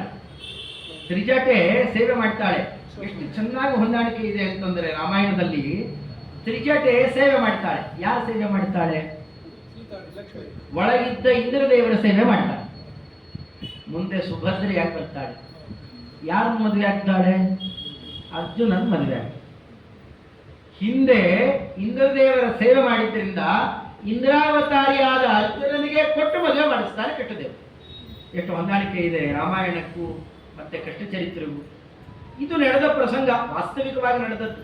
ವೈಜ್ಞಾನಿಕವಾಗಿ ವಿಚಾರ ಮಾಡಿ ನೋಡಿದರೆ, ಪ್ರಮಾಣಾಂತರಗಳ ಸಹಾಯದಿಂದ ನೋಡಿದಾಗ, ಆಚಾರ್ಯರು ಕೊಟ್ಟ ಬೆಳಕಿನಲ್ಲಿ ನೋಡಿದಾಗ ನಡೆದ ಪ್ರಕರಣ ಇದೆಲ್ಲ ಸಂಗ್ರಹ ಮಾಡಿಯೇ ಮಂತ್ರಾಲಯ ಪ್ರಭುಗಳು ಅಂದಿದ್ದು, ದಶವದನಕೃತಾಂ ಆಕೃತಿ ಭೂಮಿ ಜಾಯ. ಅದು ಒಂದು ಆಕೃತಿ, ಅದು ಪ್ರಕೃತಿಯಿಂದ ನಿರ್ಮಾಣ ಮಾಡಿದಂತಹ ಒಂದು ಶರೀರ. ಅಲ್ಲಿ ವೇದವತಿ ದೇವಿಯರ ಸನ್ನಿಧಾನವೂ ಇತ್ತು, ಜೊತೆಯಲ್ಲಿ ಇಂದ್ರದೇವರು ವ್ಯವಹಾರಕ್ಕೋಸ್ಕರವಾಗಿ ಆ ಗೊಂಬೆ ಕೈಕಾಲೆಲ್ಲ ಆಡಬೇಕಲ್ಲ, ಮತ್ತೆ ಭೂತ ಹೊಕ್ಕೊಂಡ ಗೊಂಬೆ ಇದ್ದಂತೆ. ಆ ಕ್ರಮದಲ್ಲಿ ಒಳಗೆ ಪ್ರವೇಶ ಮಾಡಿರ್ತಾರೆ. ಅದನ್ನ ರಾವಣನಿಗೆ ಇಷ್ಟೆಲ್ಲ ಗೊತ್ತಿಲ್ಲದೇನೆ ಸೀತೆಯನ್ನೇ ಅಪಹರಿಸಿದೆ ಎನ್ನುವ ಆನಂದದಲ್ಲಿ ಅಪಹರಣ ಮಾಡಿಕೊಂಡು ಹೋದಾಗ ಜಟಾಯು ಮಧ್ಯದಲ್ಲಿ ಬಂದು ಬೇಕಾಷ್ಟು ಪ್ರಯತ್ನ ಮಾಡ್ತಾನೆ ಪಾಪ. ಇವನ ಪರಾಕ್ರಮ ಎಷ್ಟು ಅಂತಂದ್ರೆ ಇವನ ಮೈಯೆಲ್ಲ ಹರಿದಾಕ್ಬಿಡ್ತಾನೆ. ಇನ್ನು ಬಿಟ್ಟರೆ ಜಟಾಯು ಏನಾರ ಅನರ್ಥ ಮಾಡಿಬಿಡ್ತಾನೆ. ಯಾಕೆ ವರದಲ್ಲಿ ಇದು ಸೇರಿಲ್ಲ. ರಾವಣ ವರ ಕೇಳ್ಕೊಂಡಿದ್ದರಲ್ಲಿ ಮನುಷ್ಯರನ್ನ ಪಶುಪಕ್ಷಿ ಪ್ರಾಣಿಗಳನ್ನೆಲ್ಲ ಕಡೆಗಾಡಿಸಿರ್ತಾನೆ. ಇವನು ಪಕ್ಷಿ, ನನಗೇನು ಬೇಕಾದ್ರೂ ಅನರ್ಥ ಮಾಡಬಹುದು ಅಂತ ನೋಡ್ತಾ ಆ ಕಾಲಕ್ಕೆ ಅವನ ರೆಕ್ಕೆಗಳನ್ನು ಕತ್ತರಿಸ್ಬಿಡ್ತಾನೆ. ಏನೂ ಮಾಡಲಿಕ್ಕಾಗದೆ ರಾಮ ರಾಮ ಅಂತ ಸ್ಮರಣೆ ಮಾಡ್ತಾ ಕೆಳಗೆ ಬಿದ್ದು ಹೋಗ್ತಾನೆ. ಆ ಕಾಲಕ್ಕೆ ಅಪಹರಣ ಮಾಡಿಕೊಂಡು ಹೊರಟೋಗ್ತಾನೆ. ಹೋಗ್ಬೇಕಾಗಿದ್ದರೆ ಒಂದಷ್ಟು ಆಭರಣಗಳನ್ನೆಲ್ಲ ಗಂಟು ಕಟ್ಟಿ ತನ್ನ ಉತ್ತರೀಯದಲ್ಲಿ ಗಂಟು ಕಟ್ಟಿ ಅದನ್ನ ಕೆಳಗಡೆಯಲ್ಲಿ ಸರಿಯಾಗಿ ಪಂಚಕಪಿಗಳಿದ್ದ ಪ್ರದೇಶ ಋಷಮುಖ ಪರ್ವತ, ಅಲ್ಲೇನೆ ಹನುಮದಾದಿಗಳಿರ್ತಾರೆ. ಮುಂದಿನ ಕಾರ್ಯ ಆಗಲಿ ಅಂತಲೇ ಹನುಮಂತ ದೇವರು ಅದನ್ನು ಹಿಡಿತೇನೆ ಅಂತ ಹೊರಡಲಿಕ್ಕೆ ಪ್ರಯತ್ನ ಮಾಡಬೇಕು. ಸುಗ್ರೀವ ಇಲ್ಲ ಬೇಡಬೇಡಪ್ಪ, ಅದೇನಾರು ವಾಲಿ ಮಾಯ ಆಗಿದ್ರೆ ಮಾಡಬೇಡ ಅಂತ ಹೇಳಿ ತನ್ನ ಸ್ವಾರ್ಥಕ್ಕೋಸ್ಕರ ತಡಿತಾನೆ. ಅವನ ರಾಜ ತಡೆದಿದ್ದರಿಂದಾಗಿ ಸುಮ್ಮನಾಗ್ಬಿಡ್ತಾನೆ. ಮುಂದಿನ ಕಾರ್ಯಕ್ಕೆ ಎಲ್ಲಿ ಅಧರ್ಮ ನಡೀತಾ ಇದ್ರು ಪ್ರಯತ್ನನೂ ಮಾಡದೆ ಸುಮ್ಮನೆ ಕೂತಿರಬಾರದು. ದೊಡ್ಡವರು ತಡೆದಾಗ ಸುಮ್ಮನಾಗ್ಬಿಡ್ಬೇಕು. ಈ ಒಂದು ವ್ಯವಸ್ಥೆ ತೋರಿಸಿಕೊಡ್ತಾರೆ ಆ ಕಾಲಕ್ಕೆ. ಆ ರಾಮದೇವರು ಹುಡುಕ್ತಾ ಅನ್ವಿಷ್ಯನ್ನಾರ್ಥ ವೃದ್ಧಂ ಸ್ವಗತಿ ಮಥನಯನ್ ಮಾಮವೇದ್ ಕಬಂಧಂ. ಇಲ್ಲೇ ಇದ್ದ ಜಟಾಯುವನ್ನು ಸಾಂತ್ವನಗೊಳಿಸ್ತಾ ಜಟಾಯು ಹೇಳ್ತಾನೆ, ಇಲ್ಲ ಸ್ವಾಮಿ, ನಾನು ಯಾವ ಜೀವ ಪ್ರಯತ್ನ ಮಾಡಿದೆ, ಸ್ವತಃಬಿಟ್ಟು ನನ್ನ ಕೈಯಲ್ಲಿ ಆಗಲಿಲ್ಲ. ಸೀತೆಯನ್ನು ಉಳಿಸ್ಕೊಡ್ಲಿಕ್ಕೆ ಆಗಲಿಲ್ಲ. ನಿನ್ನ ಮುಂದೆ ಮಾತು ಕೊಟ್ಟಿದ್ದೆ, ನಿಮ್ಮಪ್ಪ ಇದ್ದಂತೆ, ನಿಮ್ಮಪ್ಪನ ಸ್ನೇಹಿತ ಅಂತ. ಹೆಚ್ಚು ಅದನ್ನು ಉಳಿಸ್ಲಿಕ್ಕೆ ಆಗಲಿಲ್ಲ ನನ್ನ ಕೈಯಲ್ಲಿ. ನಿನ್ನ ಪಾದಕ್ಕೆ ಎರಗಿದ್ದೇನೆ ಅಂತ ರಾಮ ಅಂತ ಪ್ರಾಣತ್ಯಾಗ ಮಾಡಿದ್ದೆ. ರಾಮದೇವರು ಇಷ್ಟ ಅನುಗ್ರಹ ಮಾಡ್ತಾನೆ ಆತನಿಗೋಸ್ಕರ. ಆತನ ಶರೀರದ ಸಂಸ್ಕಾರವನ್ನು ಮಾಡಿ ಅಣ್ಣ ತಮ್ಮಂದ್ರೆ ತರ್ಪಣ ತ್ಯಾಗ ಮಾಡಿ ನಮ್ಮಪ್ಪನ ಶರೀರ ಸಂಸ್ಕಾರ ಮಾಡಲಿಕ್ಕೆ ಆಗಲಿಲ್ಲ, ಅದಕ್ಕೆ ಬದಲು ಈತನ ಶರೀರಕ್ಕೆ ಸಂಸ್ಕಾರ ಮಾಡ್ತೇನೆ ತಂದೆಯ ಸ್ಥಾನದಲ್ಲಿ ನಿಂತು ಮಾಡಿ. ಅಂದರೆ ಯಾರು ಎಷ್ಟು ರಾಮದೇವರ ಭಕ್ತಿ ತೋರಿಸ್ತಾರೆ ಅವರಿಗೆ ಪರಮಾನುಗ್ರಹ ಮಾಡ್ತಾನೆ ಅನ್ನೋದಕ್ಕೆ ಸಾಕ್ಷೀಭೂತವಾದ ಪ್ರಸಂಗ. ಅಲ್ಲಿಂದ ಮುಂದೆ ಹೊರಟಾಗ ಕಬಂಧನನ್ನ ಅವನೊಬ್ಬ ಶಾಪಗ್ರಸ್ತನಾದ ಧನುನಾಮಕ ಗಂಧರ್ವ, ಅವನು ಉದ್ಧಾರ ಮಾಡುವ ಮೂಲಕ ಅವನು ತೋರಿಸಿದ ದಾರಿ, ಅವನಿಗೆ ಅಪುಣ್ಯ ಕೊಡಬೇಕದಕ್ಕೆ. ಅವನು ತೋರಿಸಿದ ದಾರಿಯಲ್ಲಿ ಪಂಪಾತೀರಕ್ಕೆ ಬಂದು ಶಬರಿಯನ್ನು ಉದ್ಧಾರ ಮಾಡಿ ಹನುಮಂತ ದೇವರ ಭೇಟಿ ಮಾಡಿ ಸುಗ್ರೀವನ ಸಖ್ಯಾದಿಗಳನ್ನು ನಡೆಸ್ತಾನೆ. ಬಹಳ ಸುಂದರ ಪ್ರಕರಣ. ಹನುಮಂತ ದೇವರ ಭೇಟಿಯಾದಾಗಲೇ ಆ ಮಾತುಗಳನ್ನು ಕೇಳಬೇಕು. ಸೊಸಾದ ಪ್ರಕರಣ ಯಾವ ಕ್ರಮದಲ್ಲಿ ನಡೆದಿದೆ ಅಂತ ನಾಳೆ ಅನುವಾದ ಮಾಡಿ.